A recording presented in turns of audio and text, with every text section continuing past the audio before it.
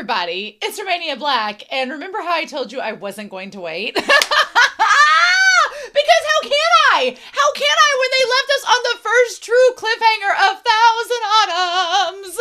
And yeah, so we're in volume 3. Last week we looked at chapters, was it 56 through 57? It was 56 through 58. And we ended the chapter with Yan Wushi probably being alive, maybe waking up, maybe Shen Qiao, after standing up and being an absolute badass, should see what that leads to. But yeah, we ended off with that cliffhanger, and I was like, as soon as the moderator tells me I can read comments from last week, I will, and then I'm going to read this week's chapter set. And today at work, Be Happy, the moderator, was like, hey, I just went ahead and got to those Thousand Autumn chapter comments a week early, and they're all good. You can read them all. And I was like, yes!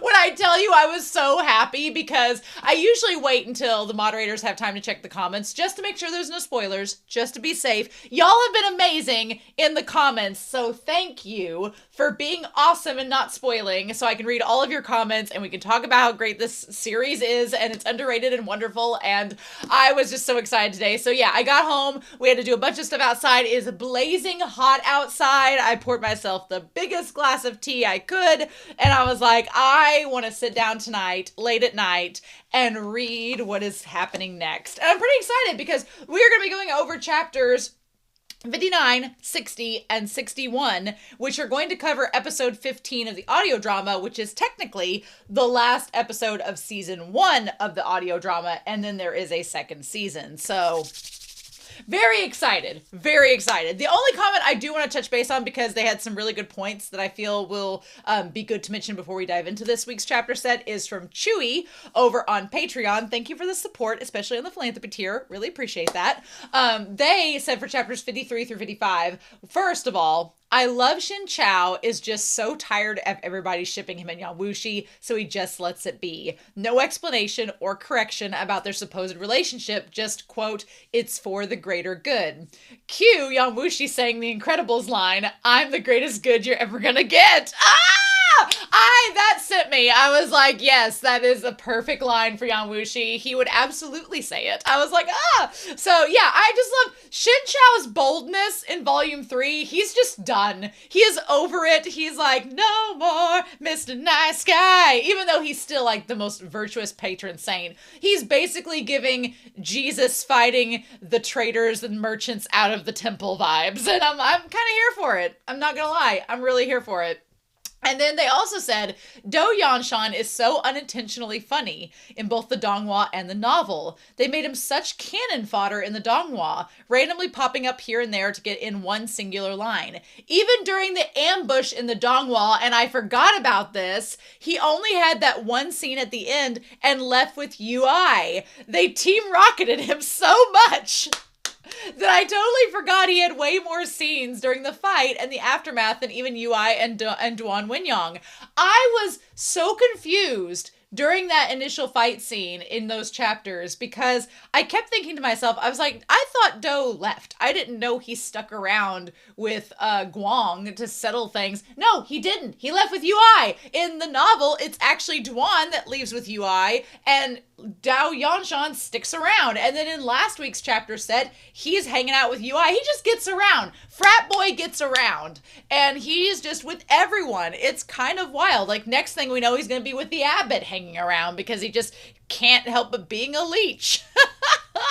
But anyway, so I've really enjoyed these chapters. They have been a lot of fun.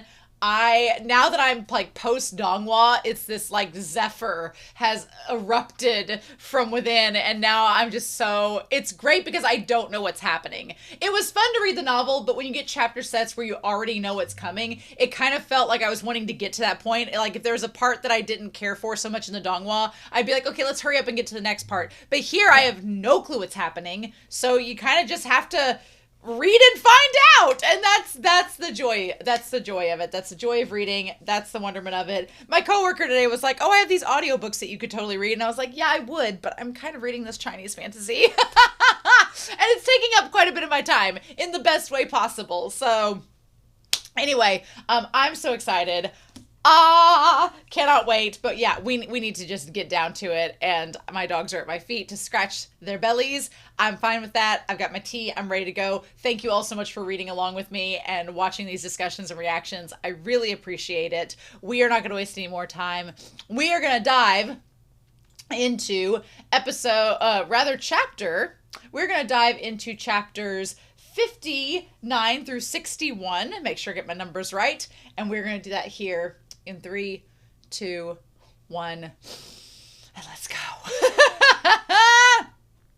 Chapter 59, Awakening. Oh! Shen Qiao grabbed Bana's shoulder. With this, she calmed down slightly. He's awake. You entered and saw him? Bana nodded. I heard some noise coming from that room earlier in the day and went to check. At first, when I saw him with open his eyes, I was happy and I wanted to ask if he wanted something to eat, but then he suddenly grabbed my neck. I was terrified I'd attract others over, so I didn't dare call for help. And then he suddenly let go and fell back down. Okay, so the audio drama last week ended with him grabbing her neck. So that's happened in the past. Okay. She saw that Shen Qiao was continuing inside and quickly grabbed him. Oh, you must be careful. He's crazy. It looks like he can't recognize anyone. He almost strangled me to death earlier. Look, the marks are still here. Shen Qiao hadn't noticed before she brought them up. His eyes had been thoroughly damaged by the poison, and everything appeared blurry and vague. Now that he gave her a careful look by the light of the moon, he could see 5 dark finger-shaped bruises over one side of her neck. It was a dreadful sight. Bana then rolled up her sleeve. Similar blue bruises dotted her wrist. Shen Qiao was deeply apologetic. Their temporary stay had already brought her a great deal of trouble, and now she'd even been injured because of them. I'm terribly sorry. There's ointment for bruising in the room. I'll go get some for you. Bana said vivaciously, Oh, no need. This kind of injury is nothing. I've gotten far worse while outside with Grandpa. She had locked Yan Wushi's room from the outside. She pulled out the key and handed it to Shen Qiao. If he's still crazy, just run out and lock him inside. Okay, real quick, want to stop and say, I hate that for Bana. I hate that she was injured by Yan Wushi. To be devil's advocate for Yan Wushi, he was in a half-dead state just waking up, so who knows if he was really coherent or not, but that still sucks. She still got injured. Not fun. Not good.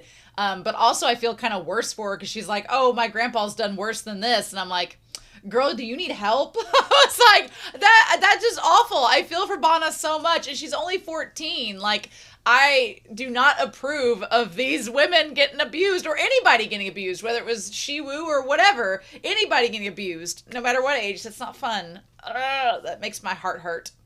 Anyway, no need to worry, said Shen Qiao, giving her a consoling smile. I know what I'm doing. While they were talking, he'd already opened the door and walked in. The houses beyond the Great Wall were designed with fewer considerations. Their rooms lacked partition screens. A single glance was enough to survey the entire room. Bana gave a low gasp of surprise despite herself. For that living man was sitting on the bed and staring at them. Sect Leader Yan? Asked Shen Qiao. There was no reaction. Not only did he fail to speak, he didn't even blink. He looked like a wooden puppet. It made for an eerie sight. Bana whispered he wasn't like this before. Shen Qiao nodded and approached him slowly. Bana was both scared and intrigued as she followed behind Shen Qiao, occasionally poking her head out to look at the puppet. Sect Leader Yan, can you hear me? Yan Wushi only looked at him. His eyes filled entirely with Shen Qiao's reflection. I'll be taking your pulse. Shen Qiao lifted his wrist, and Yan Wushi didn't respond to that either, letting Shen Qiao handle him as he wished. But his eyes remained fixed on Shen Qiao. Whether Shen Qiao was hunched over or sitting upright, Yan Wushi's gaze never left him. His pulse was feeble and almost flickering. His damaged internal organs had yet to recover, and there was a disordered wisp of qi scuttling through his entire body. His situation really didn't look too good. Shen Qiao recalled what Yan Wushi had said to him, that there was a flaw in the demonic core within the Fanglin scriptures. The higher one progressed, the more evident the flaw's impact on the body became. In the end, the practitioners' martial arts would stagnate entirely, and even their lifespan would be infected. Since Guanglingsan was also a demonic practitioner as well as the leader of a sect, he must have discovered the existence of this flaw. Last time, during the 5-man ambush on Yan Wushi, he'd first used magic, or he first had used music to distract Yan Wushi mentally, then tore open that breach while the others attacked. thus increasing the damage he'd sustained. One could say that without Guangling San's help, even if Yan Wushi couldn't have defeated the other four, escaping wouldn't have been an issue for him. Yet the presence of an enemy who knew him far too well became the source of his crushing defeat. Even though he was awake now, that flaw didn't disappear or mend just because of that. Instead, it had gradually spread to his organs and the meridians of his foundation. In other words, whether or not he'd woken up made no real difference. Just as Shen Qiao was furrowing his brows and pondering, Yan Wushi suddenly smiled at him. This smile was different from those faint half-smiles from the past, and lacked any sense of sarcasm, ridicule, or unbridled arrogance. It was simply a smile. Nothing more. As if it weren't Shen Qiao in front of him, but a beautiful flower. Shen Qiao stilled. He felt no joy at this smile, but rather an indescribable horror and disquiet. Bana, too, was frightened. She stammered, "What's wrong with him? He wasn't like this during the day." Shen Qiao looked back at her. "What was he like during the day? Did he do anything else besides grab your throat, like speaking, for example?" Bana shook her head. "He didn't. He was terribly vicious then, but now... She wasn't very fluent in Mandarin, and after a long period of mulling, she finally forced out a line. "But now he's very docile." Using docile to describe Yan Wushi? Anyone would find it comical. Even Shen Qiao felt a flicker of laughter welling up inside of him, but he couldn't find any rebuttal, because right now Yan Wushi was indeed very docile. He did nothing beyond smiling at Shen Qiao. Is everything he is internally thinking about Shen Qiao and has been thinking about him buried down within his tsundere self? Is it all coming up to the surface without him being aware? Shen Qiao pulled out some ointment and gave it to Bana. "It's late. You should hurry up and rest. Today was hard on you. If you apply this, the marks should no longer be visible tomorrow." "Well, how about you sleep in my grandpa's room?" asked Bana. "What if he goes crazy again in the middle of the night?" Shen Qiao shook his head. "No need to worry." When she saw him unwilling to say more, Bana could only leave, looking back 3 times with every step she took. And she saw the whole kiss scene, so she's probably thinking, oh, they're partners, so I don't want to, I can leave them alone together. But after sending her off, Shen Qiao finally realized that no lamps had been lit yet. However, the moonlight was bright tonight, and though it spilled in through the window, Shen Qiao had failed to notice anything amiss. He walked over to light the lamp, but the moment he turned, someone suddenly wrapped their arms around his waist. Shen Qiao startled. Before he could push the hands away, he heard a voice from behind him, muffled and stilted. "Don't go." Shen Qiao, each word was forced out with great effort, as if his tongue were stiff in his mouth. If it hadn't been for their closeness, Shen Qiao might have failed to understand him. But whether he was truly insane or just faking insanity, none of that had anything to do with him. Shen Qiao flicked his finger and Yan Wushi let go despite himself. He walked to the window side and lit his lamp before finally turning around. "Sec Leader Yan..." He never finished the word Yan, for he saw the other man's scared, anxious gaze. As if he were afraid that Shen Qiao was about to leave. He was struggling to get up and walk, but his weak limbs almost sent him tumbling to the ground. Shen Qiao watched where Yan Wushi lay flat on the ground. The hand that had been about to reach over stopped in midair and then moved no further. "Are you all right?" asked Shen Qiao. "Don't go." Yan Wushi only repeated these words. Shen Qiao stood there and watched him for a long time and then sighed. He went over to help the man anyway. "Do you still remember your name? Who are you?" he asked. Confusion washed over Yan Wushi's face. He didn't respond. Instead, he sent Shen Qiao another gentle smile. Shen Qiao's hand felt along the top of Yan Wushi's head. The crack was still there, so the damage to the insides must have remained as well. He didn't know how deep that injury ran either. It was like he could open up the man's skull to check, but he also had no way of knowing how severe the damage to his brain was or whether he'd really become an idiot. "My name is Shen Qiao. You should have some impression of me, no?" Yan Wushi repeated, "Shen Qiao. Your name is Yan Wushi." Yan Wushi didn't answer. As if he were still digesting Shen Qiao's words. Only after another long moment did he give a soft sound of assent. Shen Qiao. Shen Qiao smiled. If I were the one who'd fallen to the ground, you definitely would not have helped me up.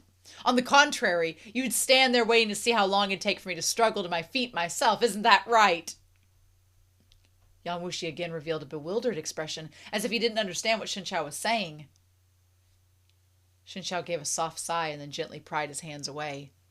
Your injuries are too serious. A single day won't be enough to heal them. After a couple more days, when your situation isn't as critical, I'll take you back to Chang'an. Sleep for now. Everything else can wait until tomorrow morning. Without waiting for Yan Wushi to respond, he walked over to the side, sat cross-legged on a blanket, closed his eyes, and began regulating his breathing. Yan Wushi's situation being what it was, even though Shen Qiao was meditating and circulating his internal energy, he didn't dare bring his entire mind and body into that spatial state where he blurred the boundaries between one and all. He left a small part of his awareness to watch for outside disturbances. The night passed quickly, and light crept forth far in the east. Shen Qiao circulated his true qi through the meridians of his entire body for several rounds. Every time the qi returned to the origin, it accumulated and was refined within the Danxian, cycling endlessly while his three energies, the essence, the qi, and the spirit, gathered within his skull, full of vigor and life. It was as if his entire person had entered a new echelon that was wonderful beyond words.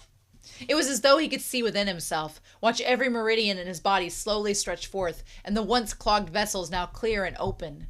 Warm, true qi washed away all residual impurities, and his foundations, now newly repaired and rejoined, were even stabler than they'd been in the past. Even though he'd overextended himself previously, ignoring the indifference in his strength as he charged into a fight, all he'd suffered was a roiling of his blood and qi. He no longer hacked up blood at the drop of a hat as he did before. Perhaps his eyes would never return to a state where he could see everything clearly, but every cloud has silver lining, and Shen Qiao didn't regret what had happened. The past was the past. People could only continue looking ever forward. If he hadn't been poisoned with joyful reunion, if he hadn't fallen from Bamboo Peak, perhaps he'd never have been able to comprehend the true wonders of the Zhuyang strategy, and his martial progress would have stopped there for all eternity. Man, this man is making lemonade out of the most bitter lemons. Shen Qiao's like, well, yeah, I could be, partially blinded the rest of my life, but at least I understand how this all works. My dude. At this moment, Shen Qiao seemed to have broken free of his shell of his body, his conscious mind now wandering the boundless expanse of primordial chaos. The myriad of stars in the sky, the thousands of phenomena spread across the earth, the land itself akin to a chessboard. The mountains and rivers, the grass and the trees, the wind and the moon, all of them were distinct, every detail clear beyond compare. As if the entire passage of time he was the only person to ever exist. There is something undefined yet complete, born before heaven and earth. It is soundless and formless, independent and eternal, cyclical and inexhaustible. The Tao is chaos. The Tao is nature. The Tao is contained within the subtleties. It rises from the inner self, and it is in everything. That is the Tao. In that instance, before Shen Qiao's eyes, everything became clear at once. He seemed to glimpse a glittering, transparent Taoist core, a perfect construction of nature, roaming a short distance away from him. But before he had the chance to reach out and touch it, he heard a voice from afar, its direction unclear. Shen Qiao. He jolted, and everything went dark before his eyes. All the brilliance dissolved into nothingness, like a high tower suddenly collapsing and shattering, its fragments scattered. Shen Qiao abruptly coughed up a mouthful of blood. He slowly opened his eyes. Did he reach too far? Did he go too far? Yan Wushi was sitting on the bed, his back to the wall, disheveled hair hanging loose around him. Like before, he was staring at Shen Qiao, but his gaze was different from last night's. I was still careless, Shen Qiao thought dryly. He wiped the blood away from the corner of his mouth. He'd left a small shred of awareness to watch the outside, but his sudden enlightenment part way through had caused him to lose himself entirely without his realization. How does sect leader Yan feel? You truly went beyond my expectations, Yan Wushi said. He wore a fatigued, sluggish expression, but there was none of the bewilderment from last night. The person who'd smiled gently at Shen Qiao, who'd hugged him and refused to let go, had been like a flash in the pan, there and gone within a night. But Shen Qiao's heart, originally on tenterhooks, calmed down instead. This was the Yan Wushi he knew, callous and cold-hearted, who thought everyone beneath himself. But you saw a glimpse at what was at the core of him. You saw that sliver of it. I thought that you'd be crushed after Song Jijing. His words came very slowly, and they were feeble and empty of vitality. It was probably due to the injury, but after waking up, he hadn't leapt to ask about his situation, and instead began talking about Shen Qiao, calm and composed. I'm very sorry for disappointing sect leader Yan, Shen Qiao said coolly. I'm still alive and well. The corner of Yan Wushi's mouth tugged upwards. No, I'm not disappointed. I'm actually pleasantly surprised.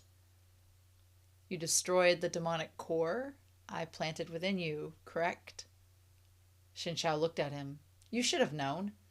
At that time, I was absolutely no match for Song Jijing. My only option was to destroy my foundations and martial arts to perish together with him. Yan Wushi nodded yes. That was your only choice. Yan Wushi, said Shen Qiao. Instead of sect leader Yan, he said Yan Wushi. Keep note. I know you want to ruin me. You believe that there is no kindness in the world, that a soft-hearted person like me has no reason to exist. You want me to open my eyes and see the cruelty within human hearts, to plunge me into hell, sinking and struggling until I become a part of that hell myself. A hint of a smile emerged at the corner of Yan Wushi's lips. He slowly continued speaking, pausing after each word. But I never imagined that even in that hopeless situation, you could still stand up again. Shen Qiao closed his eyes and then opened them again. The ripples within him from before had completely vanished, leaving only complete calm. If not for the Zhuyang strategy, I truly would have died then. Your assumptions were correct. With the Zhuyang strategy, a person really can rebuild their foundations. In other words, it indeed possesses the power to bring one back to life, truly proving itself the world's most remarkable book. But to do so, first you must destroy everything you've learned, dozens of years worth of knowledge. Right now you may be gravely injured, but your demonic core is still intact. If you wish to learn the Zhuyang strategy, you must shatter your demonic core and experience what I did back then. Yan Wushi stared at him unswervingly and gave no reply. Instead he asked, was it very painful? Like someone tempering his bones and smelting his tendons, like someone peeling his skin and paring away his flesh, like he'd gone through all 18 levels of hell. But Shen Qiao was no longer willing to think about it, because instead of remembering the suffering of his body, he'd recall Bailong Monastery's abbot and Chuyi. He'd recall their tragic deaths, and he'd recall his own self-righteousness, his unrequited and wishful beliefs. He could have scarcely imagined that a heart of stone could never be moved, that a man he'd consider a friend had only seen him as an object for an experiment. Shen Qiao withdrew all those thoughts and spoke, his tone very steady. Yesterday when I went to the capital, Dao Yanshan was still there. We need to wait a few more days for those martial artists to leave. Then I will take you back to Chang'an. Yet Yan Wushi shook his head. Even this little motion taxed him terribly. It's already too late. What's too late? Shen Qiao was about to ask, but then he saw that Yan Wushi had closed his eyes and gone still. His heart thumped and he stepped forward to test for Yan Wushi's breathing. It was still there. He'd only fallen into a deep sleep. But his pulse seemed even more erratic than before. If he were to personify the man's true chi, it was like Yan Wushi had dozens of people brawling inside his body right now. Shen Qiao tried to channel a small trickle of true chi into him, but it soon rebounded, together with the chaotic streams of chi within his body. Their violent retaliation forced Shen Qiao to quickly withdraw. Yan Wushi slept until the afternoon. The old man had yet to return. According to Bana, some traveling merchants had hired him as their guide yesterday, so he'd be gone for quite a few days. It wasn't his first time. Heading west from here mostly led to the endless golden sands of the Gobi Desert.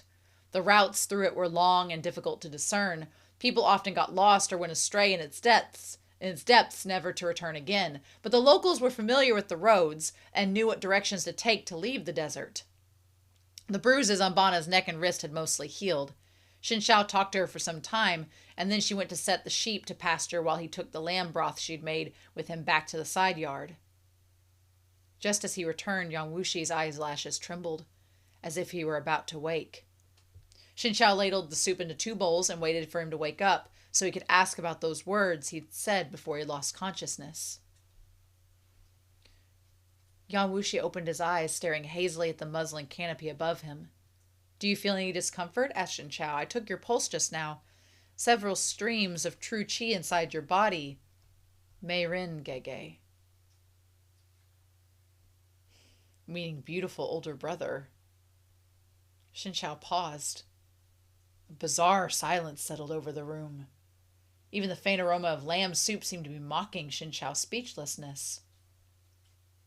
"It hurts." He sounded nothing like the Yan Wushi whom Shen Qiao knew. It was like someone else had taken over his body and spoken through it. Shen Qiao stared at him. He almost suspected that the great and mighty Huan Yu sect leader had been possessed. Shen Qiao pulled himself together. "What happened to you?" "Hurts." Yan Wushi looked at him. A hint of indignation came over his gaze. He seemed to be condemning Shen Qiao for standing over there instead of coming to him. Shen Qiao had lived for 30 years and experienced all sorts of difficulties and dilemmas, but he had never been at such a loss on how to react as to how he was now. Was Yan Wushi acting pitiful on purpose? That was impossible. The way he'd acted before passing out was really the most consistent with his character. Shen Qiao once again recalled the gentle, harmless smile Yan Wushi had shown him earlier. But this wasn't quite the same as back then either. Shen Qiao said, "You still remember your name, don't you?" Yan Wushi blinked a couple of times. This expression made Shen Qiao's mouth twitch.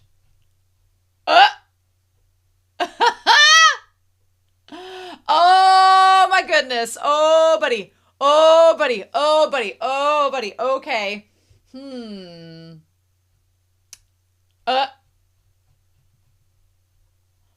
I'm Ling. Ling? Ji?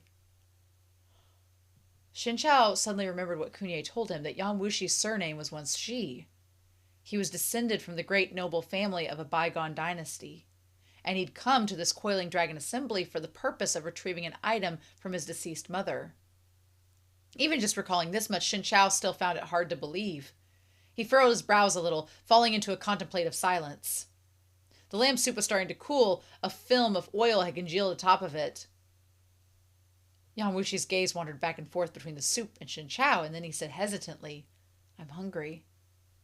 Before this moment, no matter how downtrodden Yan Wushi became, Shen Qiao could never imagine that he'd look at him with such a lost, imploring expression and say, "I'm hungry."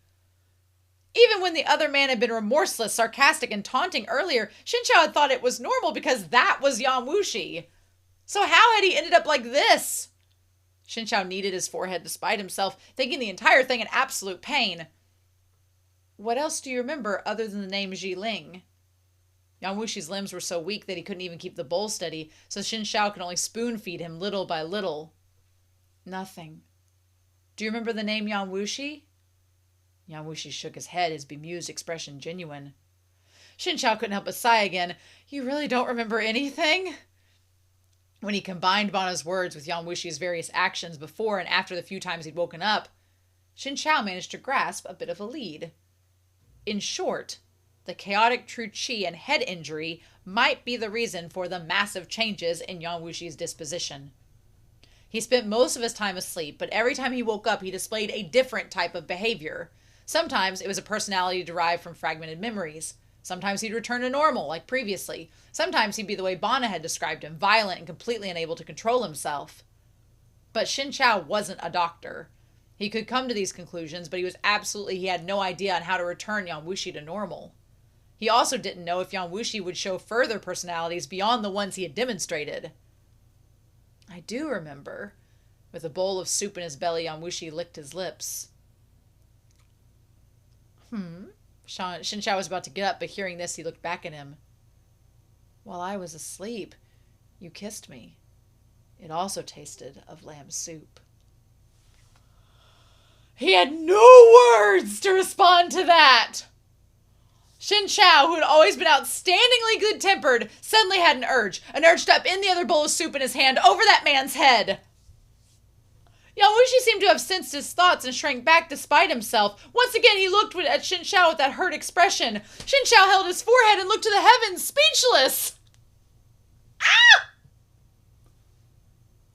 Oh my God! Oh, buddy! Oh, buddy! Uh-oh! Oh my God! Oh my gosh! Okay! Chapter 60! Chapter 60! Onward to Roqiang. When the sun slipped low in the west, Bana returned with the sheep. As always, she herded them into the pen, but kept the lamb she was holding in her arms and brought it with her to Shen Qiao's room, and there she knocked. Shen Qiao quickly came to open the door. On seeing Bana, he smiled at her. You're back. He turned to the side, but Bana didn't enter, instead only poking her head in.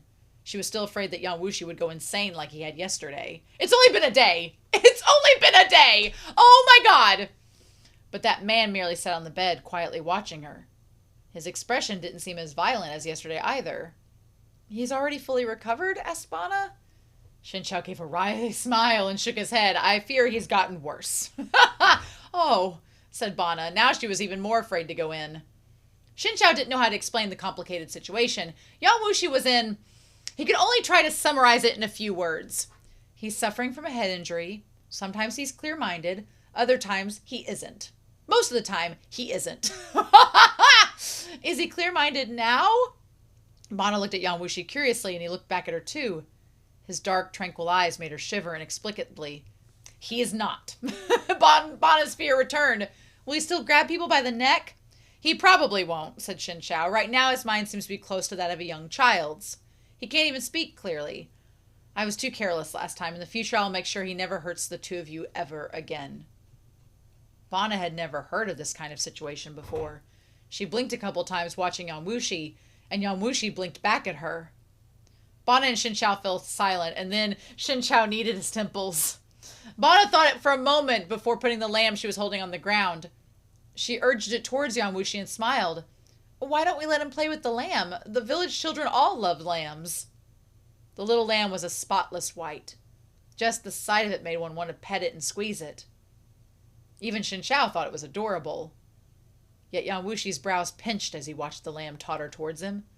It lowered its head to sniff at his robe, and he suddenly reached out and gave it a vicious shove.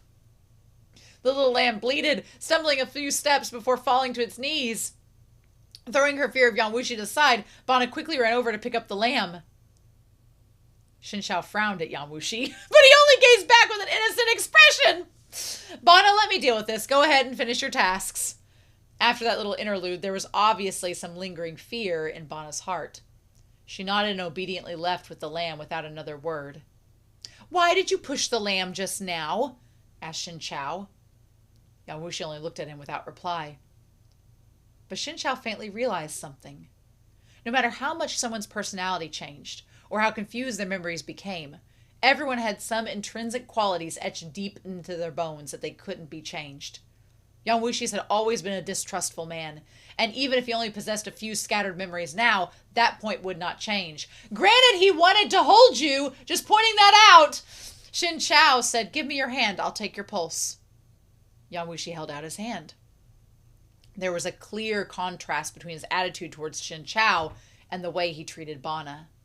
But Shen Qiao knew that it was because Yan Wushi possessed an uncanny instinct that told him that Shen Qiao would never hurt him. Okay, sure, Jan.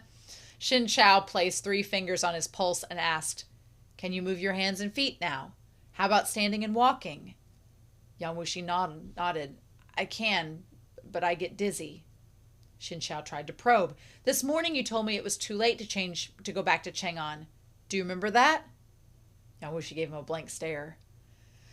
Shen Qiao couldn't help but heave a long sigh. Why don't you lie down and rest? Perhaps he returned to normal again after sleeping.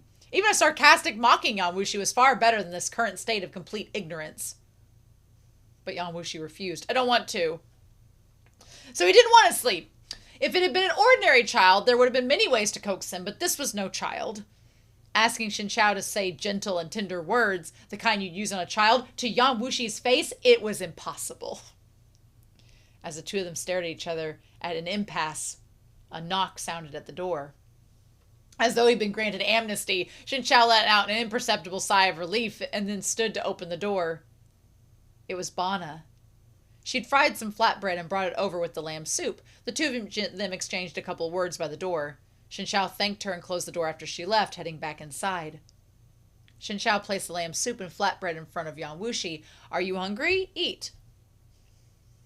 I read ahead. Oh my god.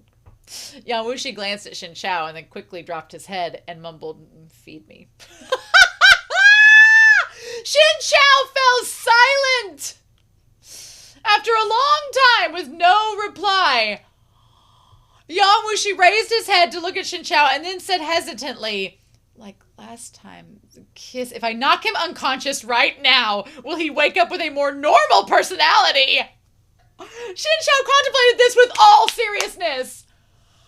Yan Wushi seemed to have sensed the impending danger. He swallowed down the kiss that was halfway out of his mouth and huddled in a corner down on the bed. Shen Qiao gave another sigh, pushing the lamb soup to him while he picked himself up some flatbread. He tore off a small piece and popped it into his mouth, chewing slowly.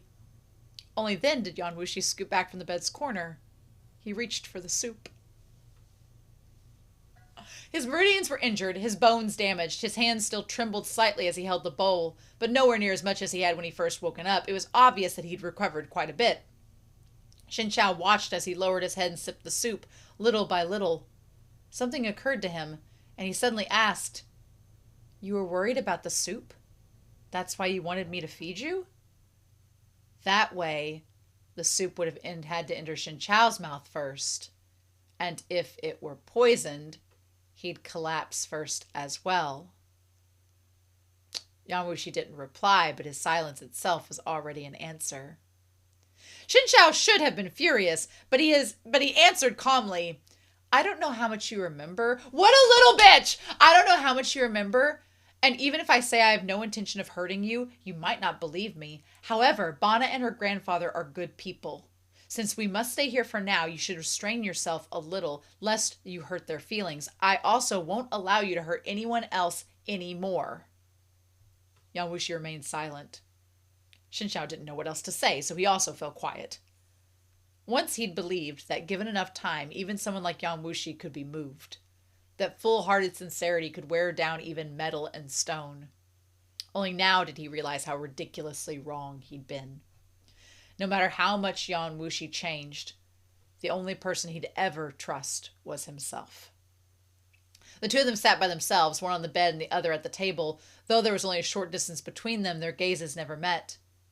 More precisely speaking, Shen Qiao was eating with his head lowered, while Yan Wushi was watching Shen Qiao. After a long time, Yan Wushi finally spoke. "Miringege." This address instantly elicited a full-body shudder from Shen Qiao. He was about to correct him when a burst of noise came from outside. He listened attentively for a moment and then abruptly stood and began heading out.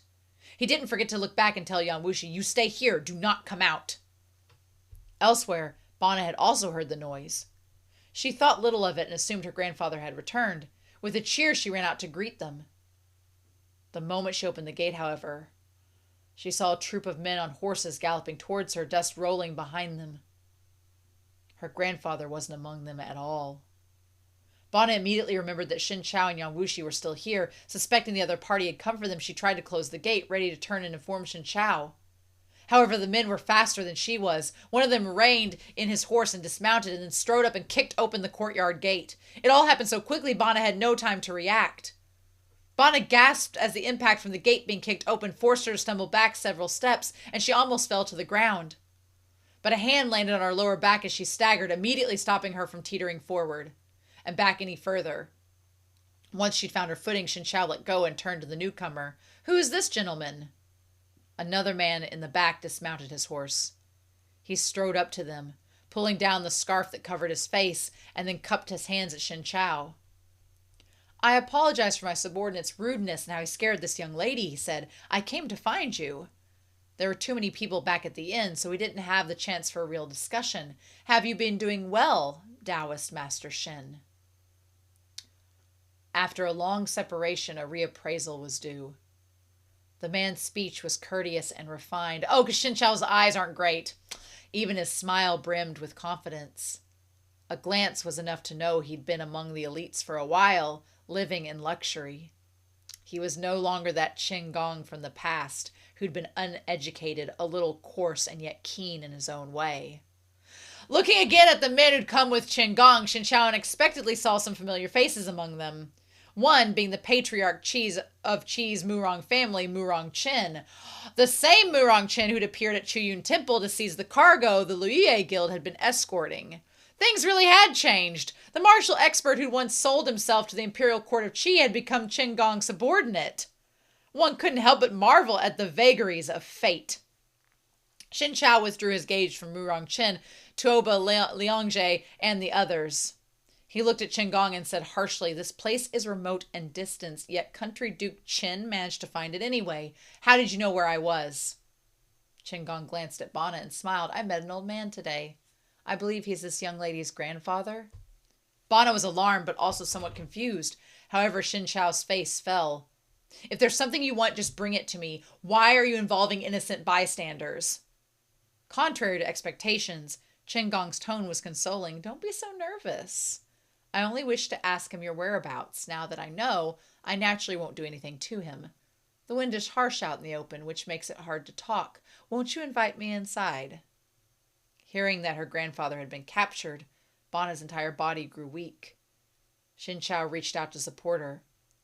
After a brief moment of silence, he said, this way, please. Murong Qin and the others were about to follow, but Qin Gong stopped them. Taoist Master Shen is an upright gentleman. He won't do anything to me. You can just wait outside. The mighty Murong Qin was the foremost martial artist in the imperial court of Qi, and he'd held himself with great arrogance that night at Chuyun Temple. Yet at this moment, in front of Qin Gong, he was as docile as a mouse before a cat, following each order with the appropriate action and without an extra word. He cupped his hands at Qin Gong, then brought the others to stand guard outside. Wow, has this table turned! Qin Gong followed Shen Qiao inside. He gave a surprised sound and then smiled brightly. Where's Sec Leader Yan? He'd probably received quite a bit of information interrogating the old man. Shen Qiao didn't reply as they sat down. Then he cut straight to the chase. What does the Duke Qin... Cunty... What? Cunty Duke Qin. Well, I mean, he is at this moment. What does County Duke Qin require from his visit at this time? Qin Gong smiled. In the end, we still count as old friends. You showed me kindness before. What kind of person would I be if I repaid that with the evil? So you need not to look at me like that Taoist Master Shen. Shen Qiao said coolly, this humble Taoist dares not claim the credit. County Duke Qin has already repaid that trifling favor with several chests full of sandwiches. If County Duke Qin can show great magnanimity and release the old man, I will be endlessly grateful. Nothing's happened to him, said Qin Gong. He'll be released sooner or later. You need not worry. Previously at the capital, I had something I wanted to discuss with you, but you left in such a rush and vanished in the blink of an eye. So I had no choice but to do something like this. Shen Qiao had no reply. Qin Gong was unconcerned with his coldness. After a moment's pause, he continued, I indeed came here today due to a certain matter. I wish to cooperate with Taoist Master Shen on something. He suddenly changed the topic. Outside, rumor has it that Sec Leader Yan is already dead.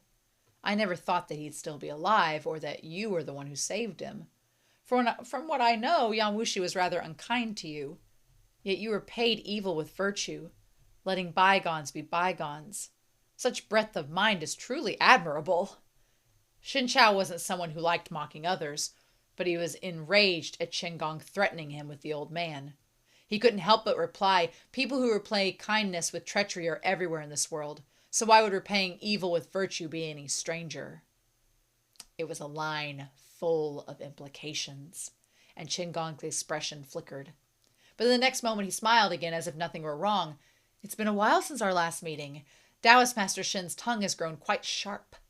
I wonder what those experts who ambushed Yan Wushi would do if they knew he was still alive. Taoist Master Shen is an exceptional martial artist, true, but even if you can deal with UI, can you deal with Guang Lingsan and Duan Wenyang? Let alone that old monk Zhu Ting. Are these words the cooperation that County Duke Qin was referring to? Of course not, said Qin Gong. Does Taoist Master Shen know of Ro Qiang? Ro Qiang? Shen Qiao repeated the word twice in his mind. It sounded like a person's name. He shook his head. Qin Gong said, the Book of Han, the memoir of the western regions, says thus. On exiting the southern pass, the closest location is a country named Roqiang, and this small country was destroyed by Shan Shan. Only last year, Qin Gong had been completely illiterate, and yet now he could recite the Book of Han with perfect ease. The Lord of Qi might have been a capricious fool, but if he were to favor someone, they'd have to possess something extraordinary. Looking at this, Qin Gong was indeed worthy of the emperor's fondness.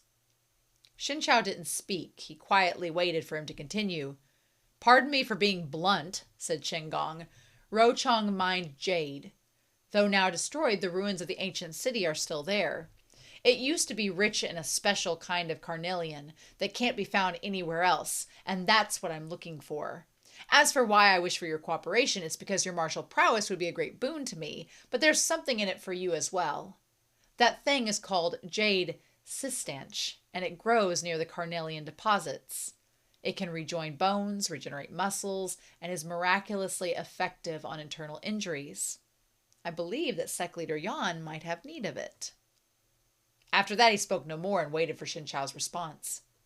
The room was quiet, except for Bana's occasional sniffles. The rims of her eyes were red. Shen Qiao was silent for a long moment. You're afraid that I'll refuse to go, so you're holding Bana's grandfather elsewhere and threatening me with him. Qin Gong remained undaunted. Correct. I don't know why you saved Yan Wushi after what he did to you, so I can't be certain that you'd be willing to take such a risk for him. But I know the kind of person you are. You could never stand by and let an innocent man suffer because of you. Thank you, you've truly understood me well, said Shen Qiao coolly. In that case, does Taoist Master Shen agree? Do I have any other choice? Qin Gong smiled. Indeed, you do not. Worry not, the old man is unharmed. I'll have someone release him upon our return. Release him first, and then I'll go with you. Qin Gong shook his head, still smiling. I can't do that. Why would you say that, Taoist Master Shen? The only way you'd earnestly come on this trip is if I held the old man above you. Oh, that's right. Since Sect Leader Yan is probably in poor health, I've already ordered some men to prepare sufficient quantities of food and medicine for him. You can be at ease in bringing him. Carnelian, while not actually jade, was considered by those in ancient China to be a kind of jade. These words were a test. Qin Gong suspected that even if Yan Wushi hadn't died in the ambush by 5 martial experts, he'd still be injured, so it would be difficult for him to return to his previous strength. But Shen Qiao neither confirmed or denied it. He had no intention of replying at all, so Qin Qiao could only say, if there are no issues, let's leave tomorrow morning. I'm certain Murong Chen has already found me a place to stay for the night. I'll go and rest first and then come find you tomorrow. You should go get some rest too. Ruoqiang is quite a long way from here. We must properly use this respite and conserve our strength. With that, Qin Gong stood and left. Shen Longjun, Bana gazed at Shen Qiao as if pleading for help. Shen Qiao finally gave a wry smile. I don't know what I can do to apologize. This all happened because of me. I promise that I'll come back soon. I'll see that your grandfather returns safely as well. He took out the meager money he still had on him. Here, take it, in case it's necessary. Bana shook her head. I don't want it. Be good, said Shen Qiao gently. Stay at home, and unless you must, don't stray too far. I will definitely return your grandfather to you safe and sound. Few people could resist this be good from Shen Qiao. Bana's heart had been in a desperate panic, but now she slowly began to calm down. She didn't blame Shen Qiao for bringing trouble to her family because this girl was very considerate, and she knew that Shen Qiao must feel hundreds or thousands of times more awful than she did at this moment. She nodded. You have to be careful. Shen Qiao gave her a comforting smile and only said 4 words. Everything will be fine. Mu Rongqin really had used some unknown method to seize a relatively comfortable house within the village. The original owner had been forced to stay at someone else's place, and the entire village kept a wide berth from the sudden newcomers, as if they were venomous scorpions. Fortunately, Qinggong had no interest in staying long. Early the next morning, Mu Rongqin arrived on orders and knocked. After the third knock, the gates opened, and Shen Qiao walked out with Yan Wushi. It had been a while since Yan Wushi had stood and walked, so his limbs were a little stiff. Furthermore, he was still suffering from serious internal injuries. Every step that he took aggravated his wounds. Hence, he moved at a very slow pace. That night at Chuyun Monastery, Yan Wushi had practically dropped down from the sky and completely destroyed the Juyong strategy. And he'd humiliated Mu Rongqin's party quite a bit with his poisonous tongue. Now they saw him as a fallen tiger, his face pale and body plagued by illness, and Mu Rongqin couldn't help the burst of schadenfreude that came from his lips. "I trust that sect leader Yan remembers his old friends from Chuyun Temple," he sneered. "You truly don't look well." Now that Yan Wushi had become a public enemy across the entire land, with all sorts of factions raring to kill him, Mu Rongqin thought that Yan Wushi was beneath himself. Yan Wushi's face was impassive. Even his eyes looked like they'd been soaked in well water and were bone-chillingly cold. For some reason, these eyes staring at him caused Mu Rongqin to swallow back his more spiteful words. Qinggong walked over, his movements confident and easy. A number of people followed behind him. His presence was magnificent, no longer that of a helpless youth who'd been mistreated by his stepmother and left to the house in anger. Environment influences demeanor. Upbringing influences base character. When someone's status and position in society change, so too will their personality. "Ready to go now, Taoist Master Shen?" Shen Qiao nodded. "We'll ride horses first. There's a small town right before we enter the desert. We'll switch to fresh mounts there." He was languid and carefree, completely unworried about the prospect of Shen Qiao turning hostile. Ignoring that he had Bana's grandfather, even if Shen Qiao took Qinggong hostage, his party still had the advantage of numbers. All they needed to do was capture a villager to use as a hostage, and Shen Qiao's hands would be tied. Shen Qiao knew this as well, so he made no rash actions. "What do you need the carnelian for?" Qinggong smiled. "I expected you'd ask me this yesterday instead of waiting until now. That carnelian has a certain ability that's highly important to me, but the ancient ruins have been deserted for many years. I don't know what kind of dangers we'll be facing this time. Every additional ally means additional strength. I didn't think about asking you in the beginning, but after seeing your moves in the capital, my confidence has greatly increased. With Taoist Master Shen here, we'll be many times more powerful." Shen Qiao didn't respond. When he saw Qinggong led 2 horses over, he said, "I'll ride together with him." Qinggong glanced at Yan Wushi. "What kind of injury ails sect leader Yan? He looks a little vacant. Can he no longer even recognize people?" Yan Wushi answered coldly. "My venerable self can recognize people just fine. I just can't be bothered to waste words on you. Do you think you're all that just because you've latched on to Gao Wei? In this venerable one's eyes, you're still nothing more than an insect." Qinggong's expression twisted, but he reached out to stop Toba Liangje behind him from drawing his sword. "Sect leader Yan is truly a great man, still using words as bold as these when in such dire straits. I hope you can still say these things once the Gok Turks and Buddhist factions know you're still alive." Yan Wushi sneered. "Did Gao Wei only teach you how to mouth off while you were in his bed? If you're dissatisfied, feel free to come at me."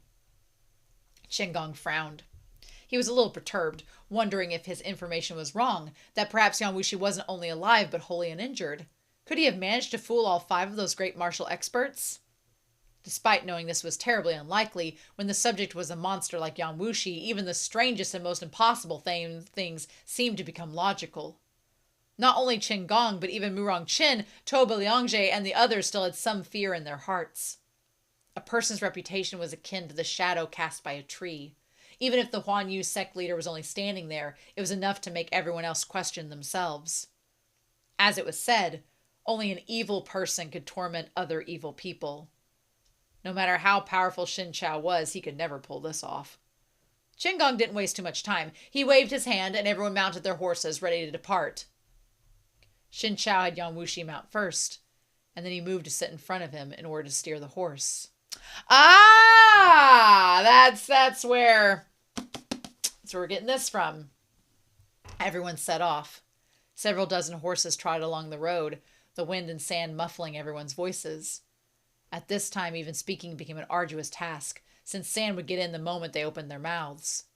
No one was willing to eat sand, so they just hung their heads and continued onward, communicating with each other through gestures. Arms wrapped tightly around Shen Qiao's waist and a chest pressed right up against his back. Yan Wushi leaned close to his ear and said quietly, "Ah Qiao, how did I do earlier?" As soon as Shen Qiao heard that gentle tone, he was certain that this Yan Wushi was not the normal Yan Wushi. He'd noticed that he'd been sighing more often the last few days than he'd ever done in the past. "Ling?" Yan Wushi was a little surprised. "How did you know that my old name was Ling?" Oh. Shen Qiao's only answer was silence. Oh my God! Oh, buddy. Oh, buddy. Uh-oh. Okay. Yep, we got one more chapter. Oh my God. Chapter 61, Discoveries. If talking with Yan Wushi in the past had him raging himself into an early death, then talking to Yan Wushi now was like raging to death and then being brought back to life by the force of that same rage. Those who lacked a strong will would surely be unable to continue the conversation. Shen Qiao sighed and decided just to shut his mouth, refusing to speak further. But when the man in the back saw him refusing to talk, his arms tightened as he placed his chin on Shen Qiao's shoulders. "Ah Qiao, why are you ignoring me?" "Because right now I'm contemplating whether to knock you out before we keep going," Shen Qiao thought. Shen Qiao, you being a little tsundere here. He tilted his head a little to the side and lowered his voice. "Since you still remember who you are, then do you know why Qinggong is looking for a carnelian in the Roqing's ancient city?" "I don't know," said Yan Wushi. "But I've heard about jade cistanche before. It usually grows deep inside the Gobi Desert and is normally hidden within rocky crevices. It is incredibly difficult to find and indeed a rare treasure. But it's clear that Qinggong is only looking for the carnelian. He just brought up jade cistanche as bait so he could get us to run here and there for him." Even in the past, when he hadn't been injured, Shen Qiao had rarely heard him analyze anything in such a placid tone. "Yes, I noticed as well." Okay, yep, we're going to talk about this. "But even if there is no jade cistanche, he's holding Bana's grandfather hostage, so I was forced to take this trip with him. However, if we can find the jade cistanche, you'll be able to fully recover from your wounds. In truth, my real wound lies in the flaw within my demonic core. The jade cistanche can only cure external wounds, so it won't be of much help." Shen Qiao was amused. "You have a crack in your skull. The jade cistanche can spur muscle growth and rejoin bones, so it'll have its uses, no? Surely you must heal the external injuries first." "Actually, I do not wish to heal." Yan Wushi sounded dejected. Shen Qiao frowned. "Why not?" He sensed that Yan Wushi's current personality was different from all the previous ones. Rather, it felt a little like the one who'd smiled gently at him several days ago. "Because once I'm healed, I won't be able to talk to you anymore," said Yan Wushi. "Don't tell me that you prefer the Yan Wushi who ignored your sincerity and delivered you to Song Zhijing." "You are him," said Shen Qiao. "I am not." Shen Qiao was at a loss. "Well, then who are you?" Yan Wushi was silent for a moment. "You can call me Ayan." Shen Qiao did not respond. "Won't you call me that just once, please? I've never heard you say my name before." Shen Qiao was stupefied. "When I look at your face, I cannot bring myself to say it." Yan Wushi complained. "A face is just the surface, a shell. Why put so much stock in appearances? I know everything he did to you. Yan Wushi might be a fickle ingrate, but I would never turn my back on you. Ah Qiao, it's impossible to find a second person as kind as you in this world. He might not cherish you, but I will. Won't you let me?" Shen Qiao stopped talking and refused to respond further, but Yan Wushi didn't give up. He was about to say something more, but then he saw Qinggong's horse suddenly slow. The other man turned his head to glance at them. Seeing the two of them whispering to each other, he couldn't help but jab at them. "Looks like the rumors were untrue. Taoist Master Shen and Yan Wushi get along quite well." That puts me at ease too. With the kind support and from the two of you, I need not worry about failing to find Carnelian on this trip. Shen Qiao looked up at the sky. Having lived here for several days, he'd also gained some understanding of the local weather. Is there a sandstorm coming? Qinggong naturally didn't know, but he'd brought along people who did. Murong Qin said, correct. There's a small town right ahead of us. My lord, why don't we rest there for the night and then continue the journey tomorrow? We can take the opportunity to change our mounts as well. Once this man had been full of arrogance, but now he was perfectly happy to call Qinggong his lord. Shen Qiao couldn't help but glancing at him. Murong Qin's expression remained the same as ever, as though he didn't find the master-servant relationship insulting to himself in the slightest. He should have venerated the Emperor Qi Gaowei as his lord, yet now he was honoring Qinggong. As if he'd sensed his feelings, Yan Wushi leaned over behind Shen Qiao to speak into his ear. The Murong family has already pledged their loyalty to Qinggong in secret. Yan Wushi's hot breath fanned over his ear, making it so Shen Qiao couldn't help but lean forward himself. Ah! After a short journey, they arrived at the little town. With Qinggong's retinue blaring their wealth and presence, they booked the best inn in town the moment they entered, though in truth it was the town's only inn. Its lodgings were quite a bit worse compared to Bana's house, let alone that of the royal capital. But they were in a remote location, after all, so just finding a place to rest was already quite remarkable. No one had any complaints, and after dinner, everyone returned to their rooms without a word. The inn had a limited number of rooms, so Shen Qiao and Yan Wushi shared one! Ah! But will there be one bed? Probably not. Shen Qiao wasn't a curious person by nature, but he still found himself concerned at the way Qinggong had gone from a perfectly ordinary youth to someone full of mysteries on their next meeting, especially when these mysteries were likely related to the goal of this trip and their safety. Shen Qiao couldn't afford to be lax. If we're talking about power, Qinggong derives all of his from the Lord of Qi, he mused. So if the Lord of Qi perishes, Qinggong will be left with nothing. Murong Qin was the best martial artist in Qi's imperial court, but he willingly became Qinggong's subordinate and dresses him like a lord. On a fundamental level, this is incredibly odd. Ever since Yan Wushi's massive shift in personality, his eyes would always follow Shen Qiao.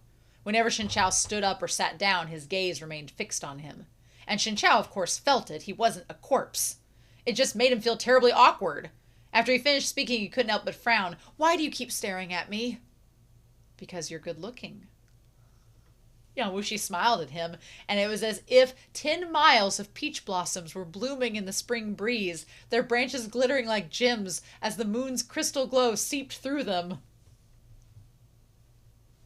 Shen Qiao sighed, realizing that even though this Yan Wushi still wasn't very normal, he was still somewhat better than the ones prior. Talk about proper things! Did Qinggong know martial arts before? Yan Wushi suddenly asked. With this reminder, Shen Qiao suddenly realized where that sense of disconnect had come from. Before, not only did Qinggong not know martial arts, he could barely read more than a handful of characters. Where had he learned martial arts from? There had been a couple of moves he'd learned from Shen Qiao for self-defense, but those were only enough to deal with a bandit or two at most. But the current Qinggong moved with restraint. His steps limber. It was obvious he'd already passed a certain stage in his martial arts journey. Perhaps not a first-rate martial artist, but at least second-rate, and enough to enter into the top ranks of the Zhangqiu. How could he have progressed by such leaps and bounds in such a short period of time? Most people had to start their training at a young age, yet Qinggong was like a tower that had been erected overnight. It was terribly suspicious. Also, previously when I said return to Chang'an, you said it was too late, Shen Qiao said. Did something happen over there? Will the Lord of Zhou be all right? Yan Wushi shook his head. After having spent most of the day on horseback, his face was heavy with fatigue. Even though he'd only been sitting, he spared the need to focus on the road, he was still heavily injured. Just the bumps and jolts along the way had been enough to aggravate those wounds. My head hurts a little. Oh, he's not going to answer the damn question! A pained expression surfaced on his face, and he reached towards his head to touch the injury. Shen Qiao saw this right away and grabbed his hand. Don't move. He placed his hand on Yan Wushi's back and channeled a few wisps of true qi inside. Shen Qiao's present internal cultivation came from the Zhiyong strategy and was neutral and gentle. But when it entered Yan Wushi's body, it only aggravated his pain. His expression twisted in agony. Shen Qiao had no choice but to quickly stop what he was doing. Yan Wushi's body was boiling, as if he were standing inside a blazing furnace. Nothing like this had ever happened before. "Sect Leader Yan?" called Shen Qiao softly. Yan Wushi grabbed his hand. Despite his stupor, he still remembered to say, "Call me Ayan." Shen Qiao said not a word. "A lot of things you said are a mess in my mind, so I can't explain. Perhaps Yan Wushi knows, but I don't. Does that mean each personality has limited access to his memories?" Shen Qiao pondered with a frown. "Let me sleep a bit first," said Yan Wushi. His voice grew quieter and quieter. By the end of his sentence, his eyes were already closed. In truth, Buddhist masters Yu Ting and the others wanting to kill Yan Wushi wasn't because his death would make the world right again. They wanted to stop Huan Yu's sect from expanding its authority in northern Zhou, and furthermore, they wanted to stop Huan Yu's sect from assisting the Lord of Zhou in uniting the lands. Hence, their final target was Yu and Yang. Now that Yan Wushi was already dead in the eyes of outsiders, Huan Yu's sect was without a leader. Beyond Yanmei would be struggling to stabilize the sect, so he'd definitely be remiss on his protection of Yu and Yang. With this, an opportunity rose for others to take advantage of. So, Yan Wushi's "too late" probably meant that something was about to happen to Yu and Yang. But they'd already arrived in Tuyuhun, which was thousands of miles away from Chang'an, and they were about to enter the vast, desolate desert where few people trod. Even without taking Yan Wushi into consideration, Bana's grandfather was still in Qinggong's hands, so Shen Qiao couldn't just turn and leave. The only thing he could do now was continue onward and help Qinggong obtain the carnelian first. Oh my gosh. Early the next morning, Qinggong sent his men over to wake them up. Yan Wushi was still in a deep sleep. No matter how they called him, he wouldn't wake. Shen Qiao had no choice but to place Yan Wushi in front of the horse while he sat behind him. He wrapped his arms around Yan Wushi to hold the reins, thus preventing him from tumbling off along the way. Seeing this, Qinggong handed him a bottle of medicine. "Inside are pills that can increase alertness and replenish qi. Give Sect Leader Yan a couple, perhaps they'll help." "Thank you," said Shen Qiao, "but I don't know what his condition is, so rashly giving him medicine might not be the best decision." Qinggong smiled. "Don't worry. They're concocted of mild ingredients like wolfberry and wild sage. In the case they're ineffective, they won't kill him. If my guess is correct, he's like this due to the severe injuries he suffered from the fight with Dao Yanshan's group. Normally, I'd be happy to just laugh at him from the sidelines, but right now we're all in the same boat. If something happens to Yan Wushi, you'll be distracted, which doesn't benefit me at all." He'd spoken the truth. Yan Wushi's situation wasn't looking too hopeful. His body's true qi was in disorder, leaving him unable to accept any from outside sources. Shen Qiao was completely at the end of his rope. He took the bottle and tipped out 2 pills and then fed them to Yan Wushi. Not long after, the man suddenly moved. He hacked up a large mouthful of blood before slowly opening his eyes. Shen Qiao suddenly realized something. If the pills only really contained mild ingredients, they couldn't have been this effective. "What other things are in this pill?" he asked Qinggong. This time, Qinggong was honest. "Ginseng and snow lotus. I didn't tell you before because I was afraid you wouldn't let him take any, thinking they'd be too potent." Shen Qiao then asked Yan Wushi, "How do you feel?" He didn't reply, but his drooping eyelids fluttered a little, as if giving him a glance.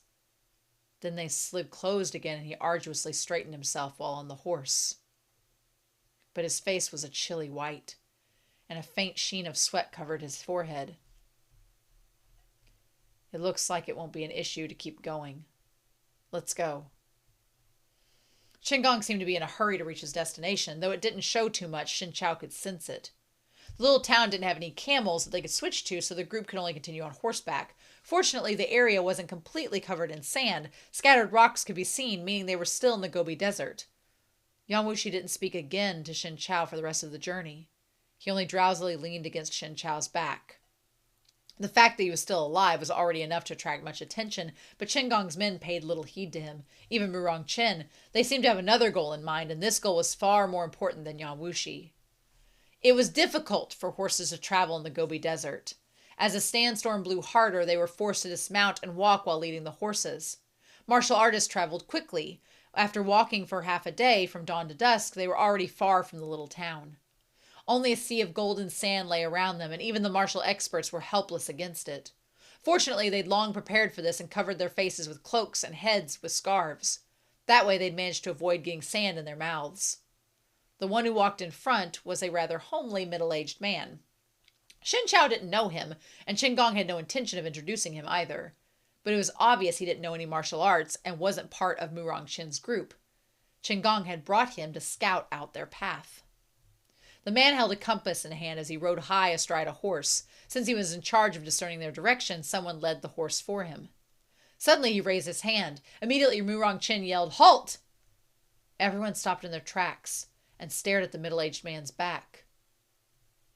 For a long time the man watched the compass with his head lowered. Then he turned and jogged over to Qinggong, wiping haphazardly at his sweat on his face with a scarf. "But my lord, something's strange. Once we got here, the compass stopped working." Qinggong's brow furrowed. "Didn't you say before that we should walk in this direction?" Faced with Qinggong's blazing stare, the man was almost unable to finish his sentence. Yes, but now, please look at this." He passed the compass to Qinggong, who looked at it. The needle was spinning wildly with no sign of rest. Naturally, Qinggong didn't understand. "What does this mean?" The man smiled apologetically. "If this lowly one's guess is correct, the ancient city of Roqiang that your esteemed self is looking for must be right underneath. And it indeed has something inside it. That something is interfering with the compass needle. Perhaps that's the carnelian you're after. But because of this interference, this lowly one is unable to find the entrance to the city." Everyone raised their heads to look around, but all they could see was an ocean of yellow sand, blurring even the boundary between heaven and earth. Occasionally they could spot a few bare rocks nearby, but not even a hint of the so-called ancient ruins. Qinggong asked Murong Qin, "What do you think?" Murong Qin thought for a while. "Why don't we wait for the sandstorm to stop first, my lord?" Qinggong frowned. "But there's no place for us to take shelter or to use as shelter here." He turned back to the guide. "Should we keep going or should we stop here and wait? Give me a definite answer." Qinggong's words were flippant, but the man dared not reply recklessly. He hesitated, unable to decide, fearful that they'd make the wrong decision due to his answer, which would cost him his head. He scratched at his face anxiously. Think carefully before you answer," said Qinggong coldly. The man shuddered hard and then blurted, "We should keep going." "Are you sure?" "Yes, of course. This only one will lead the way. Judging from the compass's response, it should be around here somewhere. We'll find it eventually if we keep looking." "Let's go then," said Qinggong. Everyone continued onward, and Shen Qiao followed behind. He looked back at Yan Wushi, now sprawled prone on horseback, and then hesitated for a moment. "Are you Yan Wushi or someone else?" The man quietly extended a hand from beneath his robe and grabbed Shen Qiao's wrist, still holding the reins. "It's me, Yan." Shen Qiao had no words, but he internally breathed a sigh of relief. Though he'd saved Yan Wushi, deep inside his heart, he didn't want to have too much contact with him. After Yan Wushi's massive change in disposition, both personalities born from him, Yan and LING, were much easier to speak with than the original. At least, when he was with them, Shen Qiao could manage to pretend that they were two other people entirely, instead of Yan Wushi. Suddenly, a man in front yelled in surprise, "Oh, my lord! He's gone!" Of course! Of course! Of course he is! Oh my god!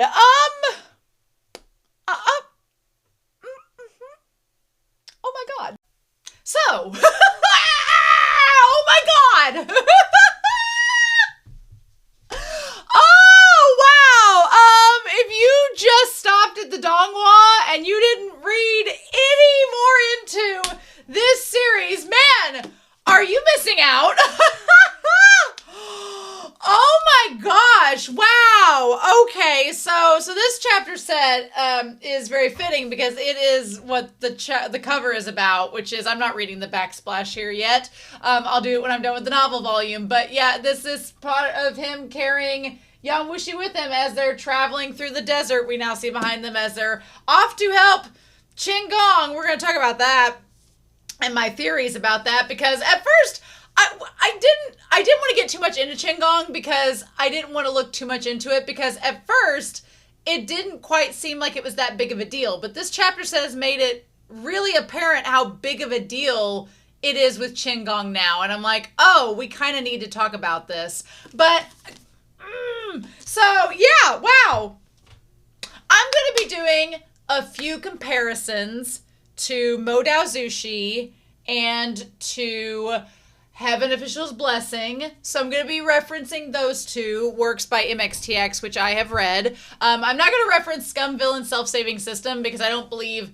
The only thing similar in that series is Shen Qiao's reaction to Yan Wushi as Ling.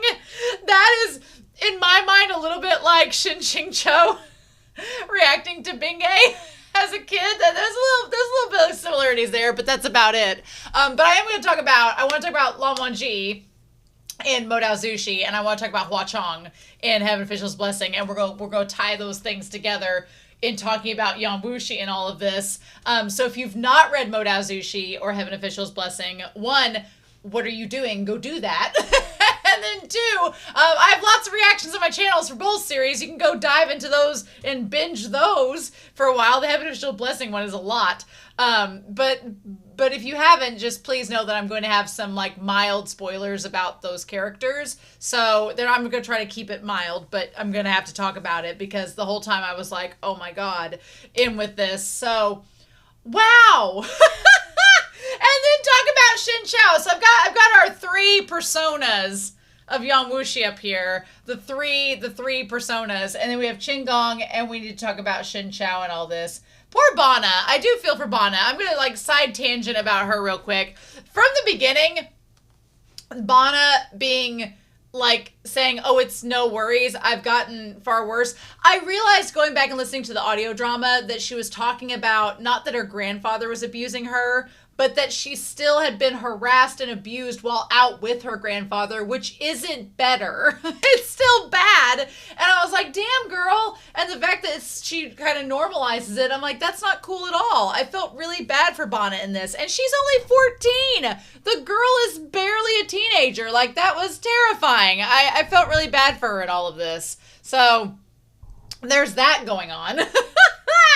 So, not cool, but I'm just floored. Yan Wushi has floored me in this. I never, ever, I wondered whenever he was passed out, before the end of last chapter set, there was a small, tiny part of me that was like, what if his demonic core gets destroyed and he wakes up and he's like a different person and he starts over again, and him and Shen Qiao, which is essentially what they're doing. They are starting over. In a way, we're going to talk about it. But there was a part of me that wondered if that would happen. And then when he grabbed Bana in the audio drama, I was like, oh no, he's just waking up and that's it. I could not have imagined that we would have gotten what we're getting now. I was like, nope, it's like going in different directions. And Shen Qiao is like, oh my God. The phrase no good deed goes unpunished is applying to Shen Qiao in spades. And he's like, oh my God. We're going to talk about it. And we're going to talk about kind of what Ming Shi does with the romantic trope of the doting male lead. And I'm kind of really enamored and in awe of how she handles this because it's very effective. It's getting its point across, and I'm really excited for where this is going to take us. I'm curious, very curious, but we're going to talk about this. So this is going to be rather interesting. But yeah, so she's like, he's going crazy inside, and then just the fact that they walk in and Yan Wushi is just sitting there doing nothing, that would be terrifying in itself. But then for him to look over to Shen Qiao and be like, and just smile. And Shen Qiao's like, holy shit, what is happening? Like, he's like, this man is supposed to be very fearsome and imposing, and he's very docile and just like sitting there, probably just be like, hey boo. Like, they just, what? Like, oh my God, the way that Shen Qiao is written in these chapters, amazing. Like, his reactions, he's like, should I kill him? Should I just go ahead and knock him out? Should we do that? Should we just go ahead and knock him out? Or like, he's like, if I just knock him unconscious until we get to the desert, until we get to the ruins. Oh my God. So let's go through what we get. We get at first, Just let's do the timeline. So Yan Wushi was attacked and basically near death. So we got that. And then we had him basically in a coma while he was, slowly hanging on. And then when he wakes up, he is in like Hulk angry mode. But then he falls back. And the next time we see him, he's in this like puppet trance. And that freaks Shen Qiao out. And he's like, nope, don't like that at all. And so we go back through there and he's like, what are we supposed to do? And he's like, yeah, we're going to figure this out. And this is the puppet wooden Yan Wushi is the one that tells him not to go. The don't go. Where he keeps on saying, don't go to him over and over again. And I took some notes from the audio drama that we're going to go through as we do this. I will say for the record, Yan Wushi, his voice actor saying Shen Qiao's name slowly in a husky whisper along with the don't go was kind of ASMR for my soul. I was sitting there being like, the whole time, I was like, oh, I would be, if I was Shen Qiao, I would be so flustered if this hot giant man was whispering sweet nothings into my ear. I would be very flustered. I would be like, and here's the thing with Shen Qiao. The problem is, and what I like about what they do in this chapter set is Shen Qiao, you would think, before all the stuff with Song Jijing happened, you would think that this would be Shen Qiao's dream. He's like, oh my God, Yan Wushi, I did it. I got through to him. I melted him into the Ayan. I melted him and melted his heart. I got through to him. I've changed him into a little handsome romantic man. That's all great. But the problem is, Shen Qiao did get betrayed by Yan Wushi. He was handed over to Song Jijing, who was a rapist and a sadist. He was nearly killed by him and had to literally go through hell and nearly kill himself to defeat him. And he hasn't forgotten that, nor has he forgiven, Yan Wushi. Not really forgiven. He's been like, I'm just going to move on from it and we're just going to not talk about it anymore and we're just going to let it go. But letting go and forgiving are two adjacent things. And so he hasn't let that go entirely. And so when Yan Wushi is, kind of cuddling up to him, Shen Qiao's like, I can't swoon over this because you're still Yan Wushi. Even if your personalities are split in 3 at this point, he's like, I like that Shen Qiao, he does not fawn over this development with Yan Wushi. Instead, it's more of his curiosity. Which honestly, I think any of us would kind of be in that boat. Like, okay, this fearsome guy now is acting like this. Why? What's going on? Why is this happening? What is this going to do in the future? Because the Yan Wushi that is Yan Wushi is the one that Shen Qiao wanted to save because he could be the one to talk to, the Emperor of Zhou and get all this enacted and keep the Central Plains together. That's why he wants Yan Wushi to help him, because he thinks he's the man that can do it. And so on the one hand, the guy that can do it is kind of a prick.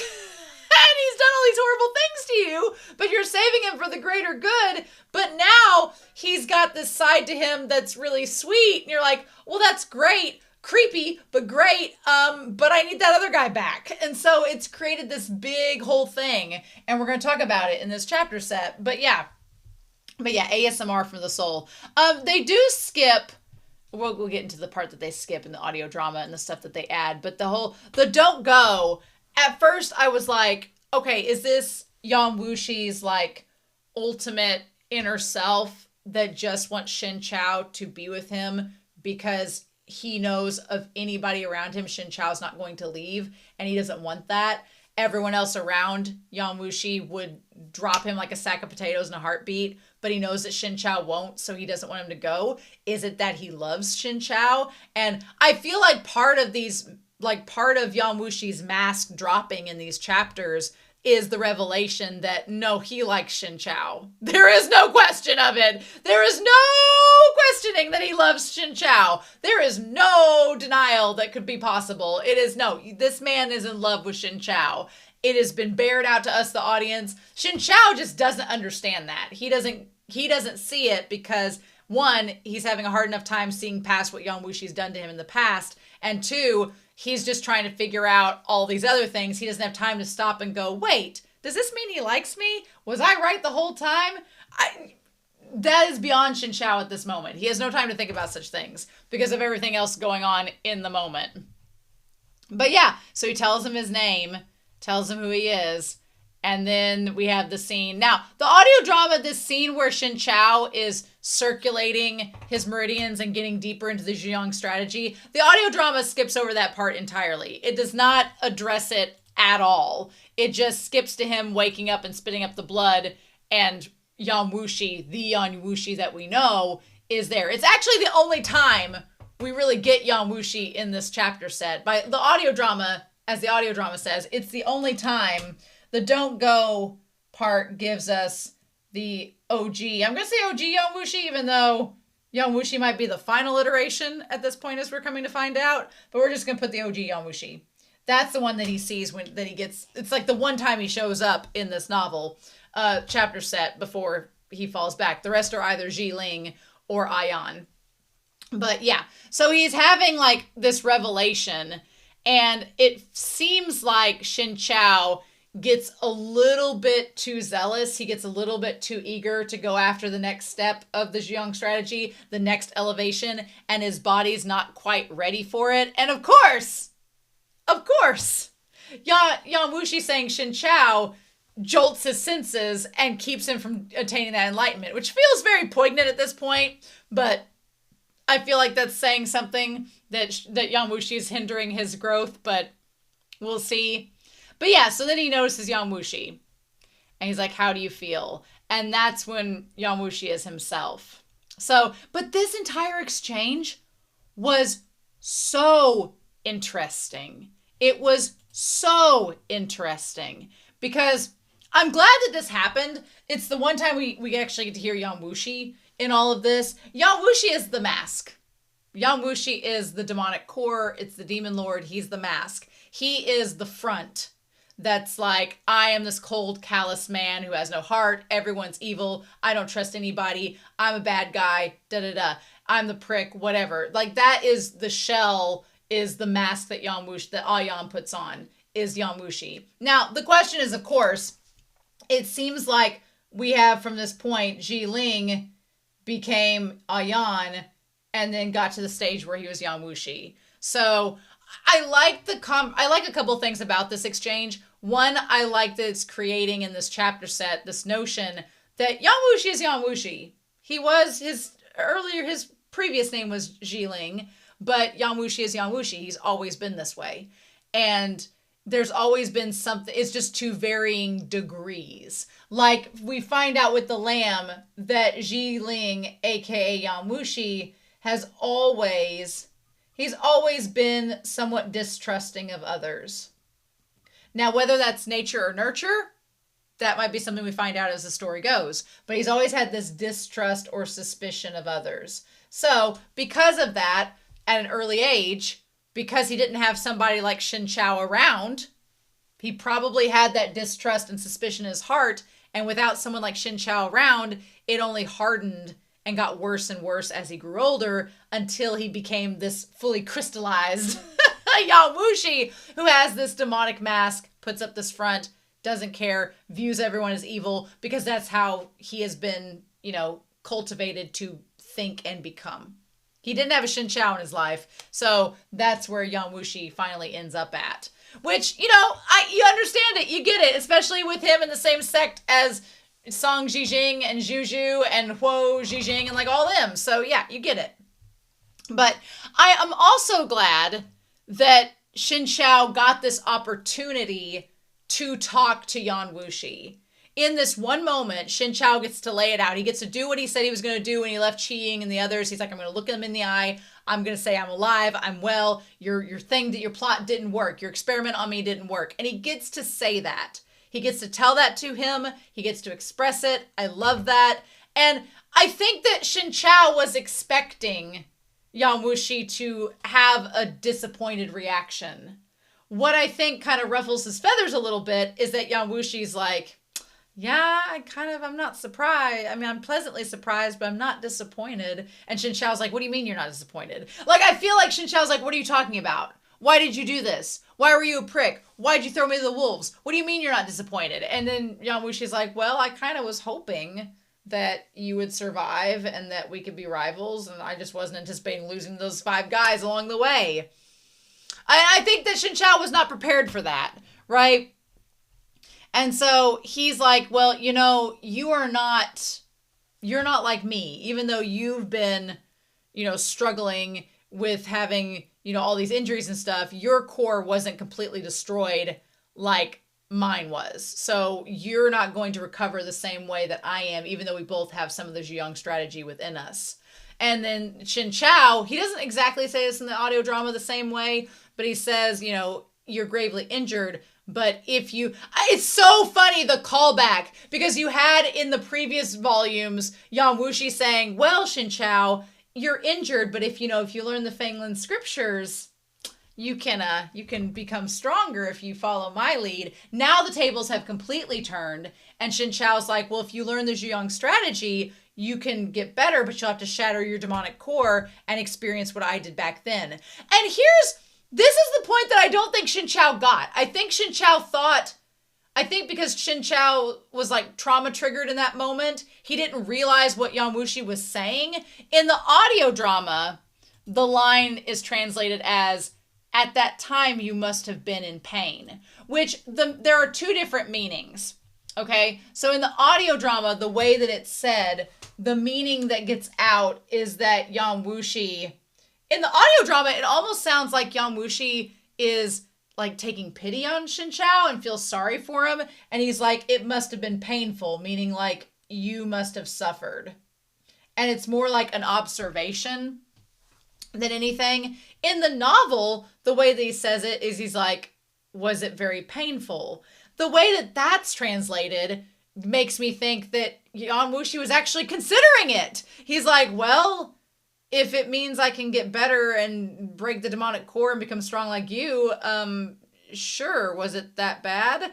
Like, it's a totally different meaning. So I don't know which one. I don't know what the original text says. So I'm, looking at you, audience, who have the original Chinese text. I'm like, because the audio drama frames it as Yan Wushi just feels bad for Shen Qiao, and he's like, man, that must have, the Prince Zuko, that's rough, buddy, like that kind of meaning. But then the novel phrases it like he's actually contemplating it, being like, well, maybe I will destroy my demonic core. Was it really painful? It's like somebody asking, was that tattoo you got painful? Because I'm thinking about doing it myself. That's what the novel gives off. So it's kind of crazy.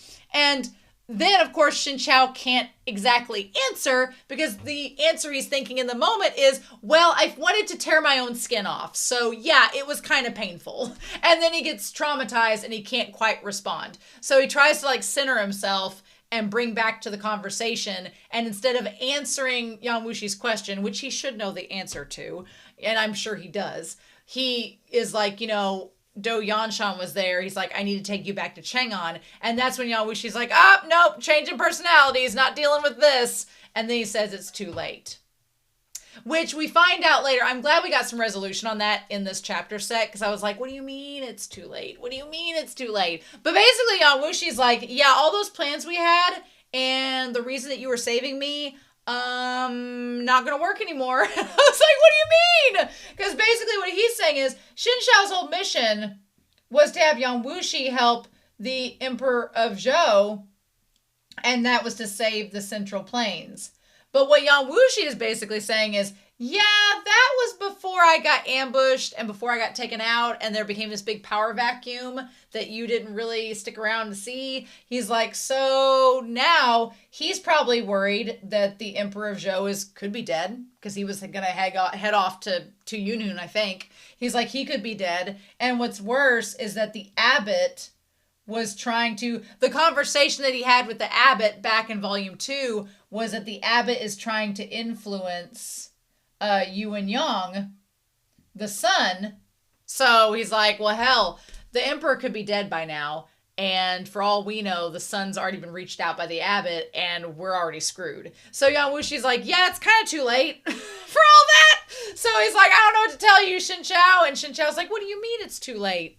So he tries to give Yan Wushi some true chi, but it's like everything inside of him, these three personalities are raging at war with himself, which begs the question, how did it come to be this way? How did we get to this point? And I'm sure the novel's going to tell us, we just don't know yet. So then the next day, all this happens in the course of 48 hours, which this whole chapter sets in the course of 2 days, which is insane. And there's so much that happens, and it's like, oh my God. But you need to listen to the audio drama to understand why Shen Qiao is so speechless and horrified whenever Yan Wushi says Mirin Gege. You need to listen to the audio drama to understand why his shock is palpable. Because when you listen, I was waiting for this moment. I was like, I want to hear it, because in the book it seems like Shen Qiao is just like mortified. He's like, oh my God, what? The way that Yan Wushi's voice actor says Gege, I can't even do it. He was just like Gege. He sounds like a little baby. He sounds like a baby. It is the creepiest thing. And I was like, oh no. And so yeah, so Zhiling's persona is a child. He is Yan Wushi as a kid. And I'm like, oh my God. So where I'm coming in at with the Modao Zushi and Heaven Official's Blessing is I was getting flashbacks while listening to the audio drama to two different, in the novel, I was getting flashbacks to Ah Yang being like Song Long from Heaven Official's Blessing. The Ah Yang was like Song Long, and Yan Wushi is like Hua Chong. Although Hua Chong wishes he was as foreboding and cocky as Yan Wushi. Wishes that he was.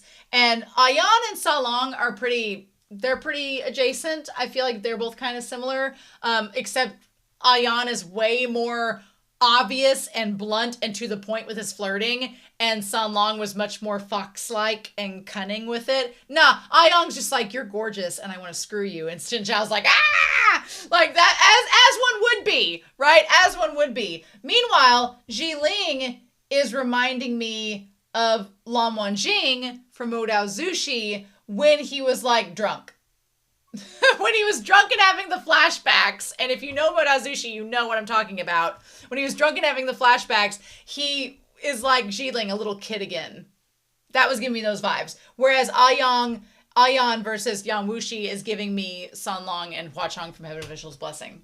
Give me those vibes. So I just want to put that out there. We can talk about it in the comments down below because the comparisons are intriguing. Granted, I only know them for 3 chapters, so bear that in mind. I don't know the full extent of what we're going to get with all this. And will healing Yan Wushi's wounds combine the 3 back together, or will they stay discombobulated? We don't know. We don't know. Shen Qiao probably hopes that they come back together, but as you see throughout the chapter set, Shen Qiao starts to get a little bit more used to Ayan, and he's like, actually, I could kind of get used to this one. But the way he said Gege in Heaven Official's Blessing, San Long and Hua Chong say Gege, and it's in a very flirty, sexy tone, and it's meant to be like a little flirtatious, like, come on, Gege, like that, and it's not creepy. When Ling does it, it's like a 5-year-old telling Shen Qiao Gege, and it's a little bit off-putting, and I'm like, oh, this took a turn. This took a very big turn. I was like, oh no. And in the audio drama, Ling says he's scared and wants Shen Qiao to sleep with him, and he's afraid that he won't be himself when he wakes up, and that Shen Qiao won't be there. And Shen Qiao, who's morbidly curious at this point, like, what do you mean you won't be there? What are you talking about? He's like, well, I'm going to sleep beside you, but I'm going to be here. I'm not going anywhere. And then the audio drama, Ling is just like pouting, and he's like, stop acting spoiled and go to sleep. Like, Shen Qiao's like, I don't want to babysit you. But what a nightmare. Shen Qiao is just like, I did not sign up for this. He's like, what has happened to you? And so I think Shen Qiao is just like, I don't know what to do. He's like, Yan Wushi was bothersome and a prick, he's like, but he was kind of predictable. You knew how he was going to react because he was the same with everybody. He's like, he's a cold-hearted, in the words of Paula Abdul, he was a cold-hearted snake, and you just knew how he was. But here with Ling, who is like the child version of him, and then Ayan, Shen Qiao's like, I don't know what to expect. He's like, I don't know how to deal with this. This is not what I've been used to, and I don't know how to react. So, which makes me all the more curious as to how he got to this point and why this is happening. I'm very curious. We may find out as the story goes. But regardless, the thing is, these are all forms of Yan Wushi, but they each retain different memories from his mind. But all of them distinctly remember Shen Qiao kissing him. I was like, ah! And Shen Qiao's like, I cannot. I just cannot. And I really love it. I love that Shen Qiao is not fawning or swooning over Yan Wushi at first. Ayan starts to win him over by the end of this chapter set a little bit. But he's like not immediately like swooning. He's just like, what the fudge is this? What is happening? I don't know what to do. I love that he like grabs his forehead. He's just like, oh my God, what am I going to do? So chapter 60 is called Onward to Roxiang, which is stated in the audio drama. And so when the grandpa hasn't returned, I did feel a little bit nervous, like Shen Qiao, like, what are we going to do? And so the whole thing with there was a couple parts that were cut from the audio drama for this episode, and we don't get to finish the episode where they get to the desert. We do not get that finished in this. It just kind of ends with them taking off on horseback and Yan Wushi being like, did I do a good job? Or Ayan saying, did I do a good job impersonating him? That part's where the audio drama leaves off at. And he's just like, oh my gosh.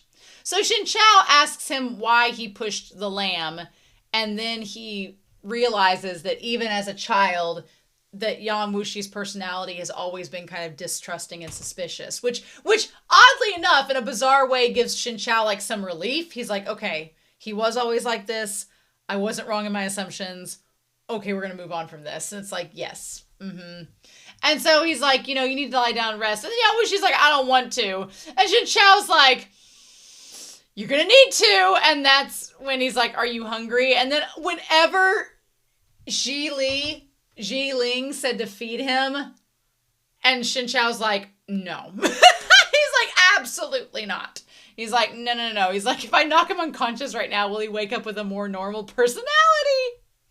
I love it, yes. Because it's just so blatant and brash. And he's like, mm-mm. But the crazy thing is that what that suggests is that Yan Wushi has liked Shen Qiao for a while now and really does love him. And Shen Qiao is just not ready to confront those emotions so raw and unbridled. He's like, nope, not ready for that. No. And I kind of love, though, that it's becoming more apparent. And what I like about this is that Shen Qiao is going to be able to get to know, basically because Yan Wushi and Ayan and Ling are the same person, they're just different stages and phases of their existence, but they have different memories, but they are still the same person's memories. What's going to be interesting is that he'll get to, if it's through Ayan or even through Ling, Shen Qiao is going to get to know Yan Wushi and maybe come to understand why he is the way that he is.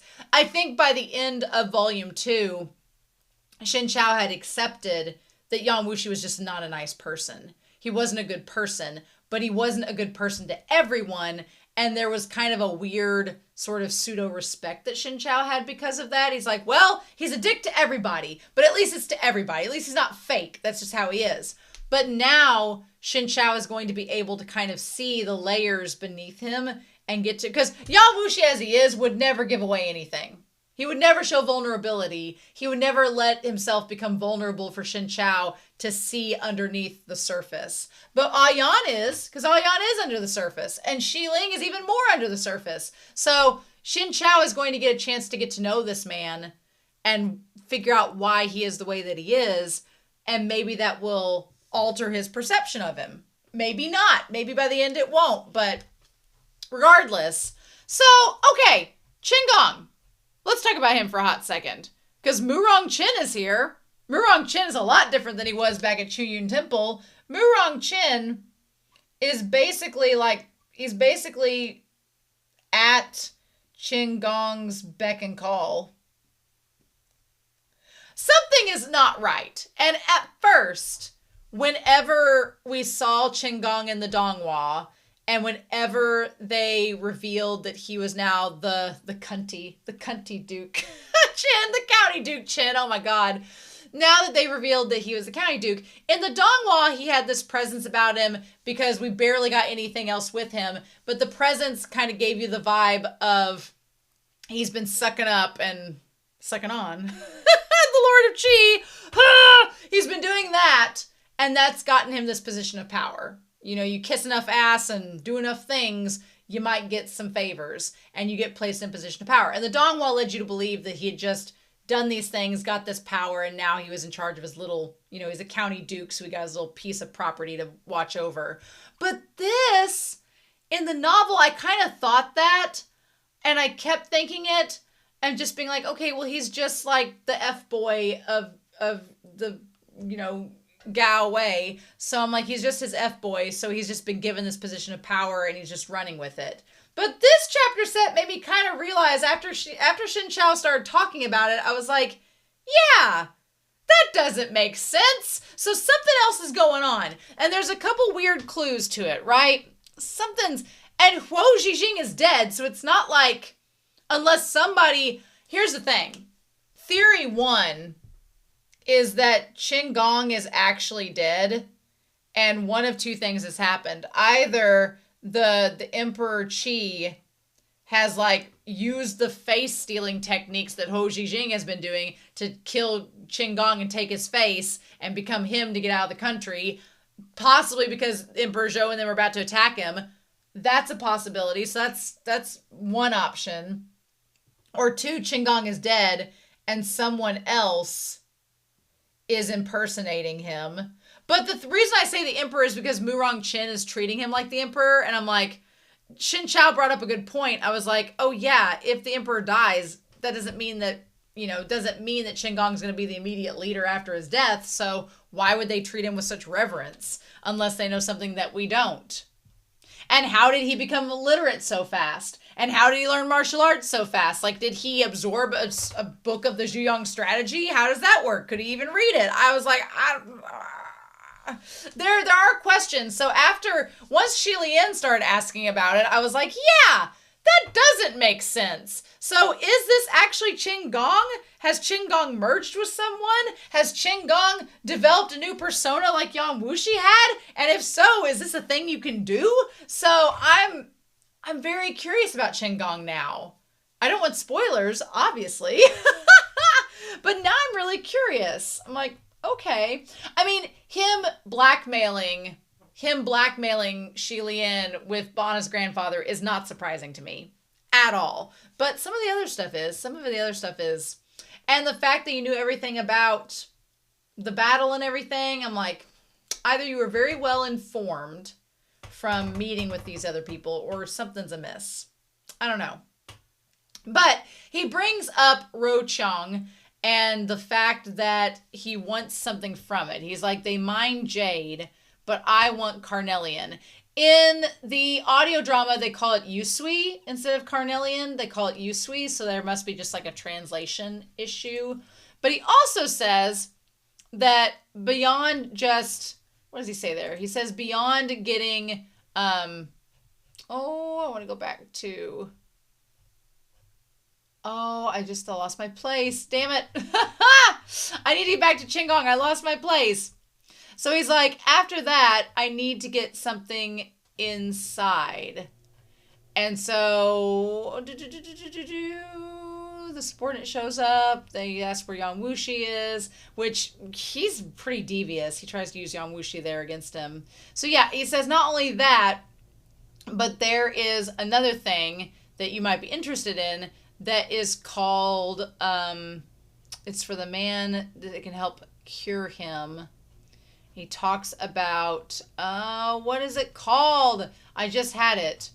He says they're destroyed there. Okay, Jade Sistanch, which in the audio drama they call it Yukon Grong. Yukon Grong is the herb, although Sistanch sounds a little bit more easy to say than Yukon Grong. But anyway, he's like, look, I need this carnelian. I need this like jade-like substance for reasons that you don't need to know about, not your business. But I also need you to come protect me because there might be some people after it too. Again, not your business. But while we're there, there's this stuff that could heal your friend that we could get on the side. And Shen Qiao's like, I know you're baiting me.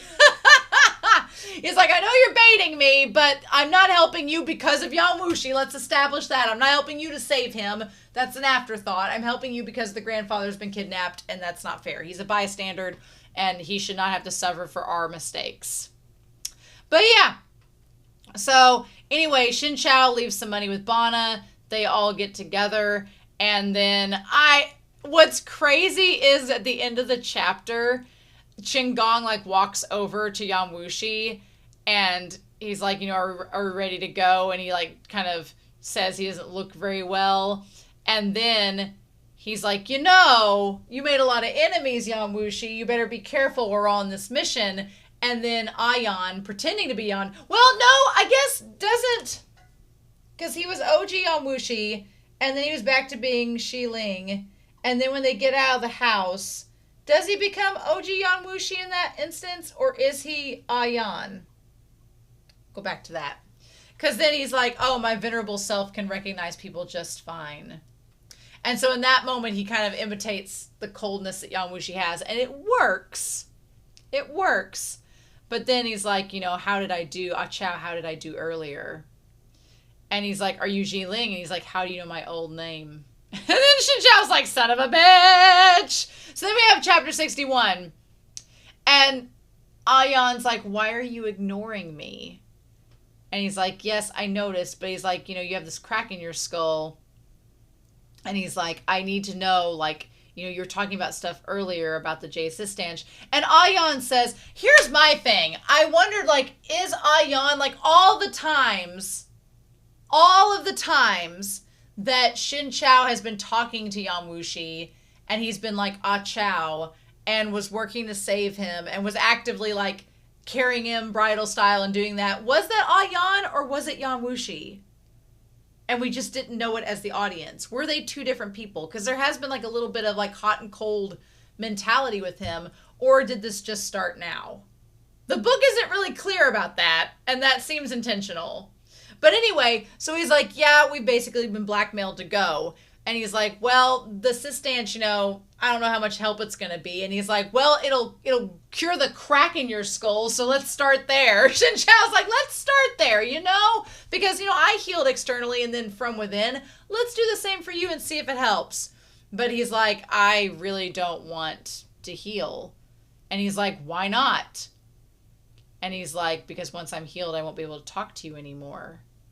Do you prefer the Yan Wushi who ignored your sincerity and delivered you to Song Jijing? And Shen Qiao is very confused by this because he's like, you guys are the same person. And he's like, no, we're not. And he's like, well, then who are you? And he's like, you can call me Ayan. So that fact of me saying Ayan, it's like, obviously that's like a pet name for Yan Wushi. But the fact that he's silent about it, I'm like, does he have a different name? Is this a different person entirely? What is going on? And he's like, well, and of course Shen Qiao's like, well, I can't look at your face and say your name. He's like, no. And I don't blame Shen Qiao. He's like, I can't look at the man. Your face is still the same. I can't look at the face of the man that did all these things to me and say that. That's just not right. Now, to be fair, in the audio drama, they sound the same. Ayan and Ah Chow, or Ayan and Yan Wushi sound the same, except Yan Wushi's more snide. And he's more callous in the way that his mannerisms of his voice are. So Ayan says that they're in the audio drama that because Shen Qiao is like, why are you staring at me? What is the whole point of this? He's like, because there's not as good of a person in the world as you. And if Yan Wushi won't cherish you, then I will. And Shen Qiao's just like, I don't know what to do with this. He's like, this is coming out of nowhere. In Shen Qiao's mind, for us, the audience, we're like, that's been there all along. But for Shen Qiao, he's like, where is this coming from? But, Shen Qiao in the audio drama is kind of torn because he's like, Yan Wushi knows all the schemes. He knows all the political plays. He knows all of this. He's the brains. And Ayan is just the heart. And he's like, He's like, what do I do with this? He doesn't know all the scheming and stuff that Yan Wushi doesn't. And in order to save the people, we kind of need that. But I'm also kind of digging this guy Yan who's not an asshole. So it's like, oh no. So yeah, he's like, won't you call me that just once? I've never heard you say my name before. And then Yan Wushi's like, well, a face is just a surface, a shell. Why put so much stock in appearances? I know everything that he did to you. He's a fickle ingrate, but I'd never turn my back on you. It's impossible to find a second person as kind as you in the world. He might not cherish you, but I will. Won't you let me? And Shen Qiao is just like, I cannot. he's like, I am not one over anything that Yan Wushi has done. I'm not ready to get into that. But he's like, two, he's like, I don't know what to do with this. He's like, I don't even know you. He's like, I don't even know Yan. And he's like, I'm not a type of person. The thing is, Shen Qiao is not outright denying him. That's the thing. Shen Qiao's being a little tsundere sometimes, being like, well, I should just knock you out. And he's being all avoidant. But he has not once told Yan that he doesn't like what he's saying. Because I'm sure there's a teensy tiny part of Shen Qiao that's like, this is kind of what I was hoping for. But, he had come to terms already that that Yan Wushi wasn't going to change, that was not possible. He'd come to terms with that. He'd accepted that. He respected that of him despite everything. And now that this other persona has shown up, he's like, what? Throwing it all into question. So that's when he's questioning everything, this is when Shen Qiao starts to question about Qinggong. And Yan Wushi is like, the Murong family has pledged their loyalty to Qinggong in secret. And I love that, Yan Wushi's just whispering it to him because they're going through the desert and you don't want to get sand in your mouth. But Shen Qiao hears the hot breath on his ear and he's like, ah. He's like, I don't have time to be turned on or even question what those emotions are. No, we've got bigger fish to fry. So of course they end up in the same room. Of course they do. And that's when Shen Qiao is just like, I feel like if anything, one thing Shen Qiao does appreciate is that he's like, okay, I can actually sit down and talk with Yan. Yan's not berating me and being a callous asshole. He's like, I can sit down and talk with you. We can have a legitimate conversation.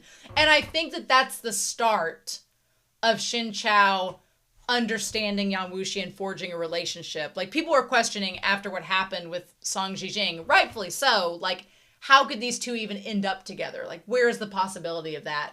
With Yan Wushi, I don't think it's very possible at this point, now seeing all this that's gone down, because Yan Wushi will never concede to that. He'll never be vulnerable. He'll never drop the mask. It just won't happen, and he knows it. But with Yan, he has all the same qualities as Yan Wushi. He just isn't as brazen. And instead, Shen Qiao can have a conversation. And he's like, well, this is somewhat better than the other ones. He's like, the Zhiling's too much of a kid. Can't do that. The idea of a big, buff, handsome man like Yan Wushi going gay, nope. I totally understand that. It'd be like a grown man dressed in a diaper. I understand that. Some people are into that. Not me. And so Shen Qiao is like, not me either. And so he's like, no. And then Yan Wushi is just too much of a dick. So Yan's like this nice middle ground. And he's like, I do like the part where he's like, why do you keep staring? He's like, because you're good looking. And what he says, he's like, because you're good looking. And Shen Qiao is like, talk about proper things. He's like, quit complimenting me. He's like, stop. I don't know what to do with this. He's like, why am I being tsundere? And that's when they figure out that Qinggong did not know martial arts before. And he's like, what's going to happen? And as he's questioning about the Lord of Zhou, Yan Wushi, starts to conveniently get a headache right when he's about to give answers, conveniently. But Shen Qiao does figure out eventually what's going on and why he said that. And so he's like, does each personality have limited access to his memories? I don't know. He's like, a lot of things you said are a mess in my mind, so I can't explain. But perhaps Yan Wushi knows and I don't. And Shen Qiao's like, ugh, I really like talking to Yan, but except when he's flirting with me and asking me to call him by his first name. But at the same time, the actual Yan Wushi knows a lot more. And it's like, I also feel for Beyond Yanmei. Can we talk about that for a hot second? I feel that Beyond Yanmei is fending off everyone from all the sex. And he's like, where is Yan Wushi? Is he still alive? Is he dead? And meanwhile, this is going on. Crazy. So, Qin Gong, let it be known, folks, here's a lesson. Do not take candy or medicine from strangers. And if you don't think you can trust them, don't take medicine from them. No. I was like, I knew as soon as he gave him the pills, I'm like, something was going to be up with them. And they were. Yep. He's like, how do you feel? And then, so they keep running along. And then that's when everything starts to get like, they think that they're at the ruins because the compass that the guide has is no longer working. So they think that they're at the ruins. But I was like, find a door, look around for it. So I'm like, it seems like it's under them. The question is, how are they going to get to it? And then Qin Gong's like, I don't get what we need to do. And Murong Chen's like, maybe we should wait out the sandstorm and then or should we keep going? And the guide says keep going. It felt like the scene in a Goofy movie where it's like turn left or right on the highway and the guide's like left and doesn't really quite know what he's doing. I don't know. I feel like at the end where they said he's gone, I feel like the guide ran off being like, I don't want to die for making a bad decision. But yeah, at this point, I love that Ayan grabs Shen Qiao's wrist and Shen Qiao's like, is this Yan Wushi or someone else? And he's like, it's Ayan. And Shen Qiao's like, I like Shen Qiao. He said no words, but he breathed internally a sigh of relief. Though he'd saved Yan Wushi, deep inside his heart, he didn't want to have too much contact with him. Which is absolutely understandable. Like, that has been a source of torment for Shen Qiao because he's like, he was only saving Yan Wushi because he believed it was to save the people of the Central Plains. Well, now, in this chapter said it's kind of come out that may have been all for naught because it may be too late to save the people of the Central Plains. We don't know. He's stuck on this mission for Qin Gong, so he can't figure out what's going on with the rest of the world that's like thousands of miles away. And so he's like, I don't know what to do. And so he's like, I don't really want to deal with Yan Wushi because if he's not saving the people, then he just is an asshole and he nearly killed me and I have all these feelings and I don't want to talk to him. But he says that after Yan Wushi's massive change in disposition, both personalities born from him, Ayan and Ling, were much easier to speak with than the original. At least when he was with them, Shen Qiao could manage to pretend they were two other people entirely instead of Yan Wushi. And that's where everything's going to all come to a head because these are the same people. They're all the same person. And I feel like there's a really cool lesson here that the mangaka or the creator, I say mangaka, I'm used to anime and manga, that the creator is doing here where Meng Jiji is like, people are people and they are the sum of their actions, the sum of their experiences, the sum of everything that has led them to this point. So even though Yan Wushi is a jerk, he has in previous points in his life been this little kid Ling. He's been Ayan. So Shen Qiao is going to figure out that all of these parts of Yan Wushi are parts of the same person. And so maybe that will help him realize kind of the layers and complexities of who he is rather than just being the jerk that he can't stand. There's more to him than that. That doesn't mean that he's necessarily going to fall in love with him. It doesn't mean that he's going to forgive him, but it means that he's going to get to understand him more. And maybe that will lead to, you know, a circumstance where he can kind of move forward and then see where they go to from there. So, and I can see how it would lead to, if he really comes to like Ayan, then what do we do with that? So, oh my God, this chapter set was crazy. It was so good. Oh my gosh. I've talked for like 50 minutes about it. I loved it. I loved every bit of this. Yan Wushi, seeing him be vulnerable, seeing him be completely different, seeing him swooning publicly over Shen Qiao. Oh my God. I cannot imagine what this book and the other two volumes are going to bring us, but... So yeah. Oh my God. I'm super excited. I'm really excited as well to hear your comments down below about this chapter set. Please no spoilers, hints or clues. You all know we're going to get there, but... I feel rewarded. I feel like if you can get through the first two volumes and you get past this certain point it's like a gate has opened up, and I'm very curious about this Carnelian, like what the point of it is. Why is he getting it? What is Qinggong's deal? What is up with him? Something's weird's going on there. What are we gonna do with that? I don't know.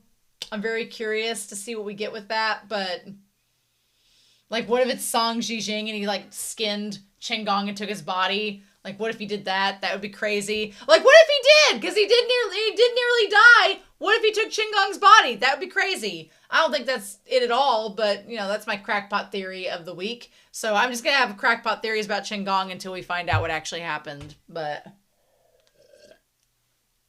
we shall see. Maybe he has been sexually cultivating with the Lord of Qi, and that's what happened there. I don't know. But anyway, I cannot wait to see what we find out next. Poor Shen Qiao, our boy, he is going through it. I also kind of love, just real quick, I really love that, going back to Modao Zushi and have official blessing, just some final thoughts on that. It really is kind of, again, a Goldilocks situation, because in Modao Zushi, not to spoil a lot, but in Modao Zushi, the main lead was like, I don't think this guy likes me. Has he liked me? Do I like him? What? No. But they still flirted and stuff throughout all of it. And then in Heaven Official's Blessing, Shilian was like, well, I guess we're soulmates. Which I love. The romantic in me is like, I love it. But I kind of like this is sort of the in-between. It's like Shen Qiao is very much being tsundere right now, but he also is curious. He's like, oh, I don't like this flirting. I don't like this. I don't know what to do with this. I'm a man that's never getting married. I'm abstinent, all this. But there's a little like flicker flame in him right now that's like, but I kind of want to know more. Like, tell me more. And I'm like, yes. I'm like Kermit the Frog and the Darth, like the Sith robe going, do it. So anyway, I hope you all have a wonderful week. Please stay safe. Take care. Let me know your thoughts down below. Like the video. Subscribe if you want to check out 1000 Autumns with me every Monday until we are finished. And in the meantime, I will be back very soon with more reactions to 1000 Autumns. And I'll see you all next week. Bye.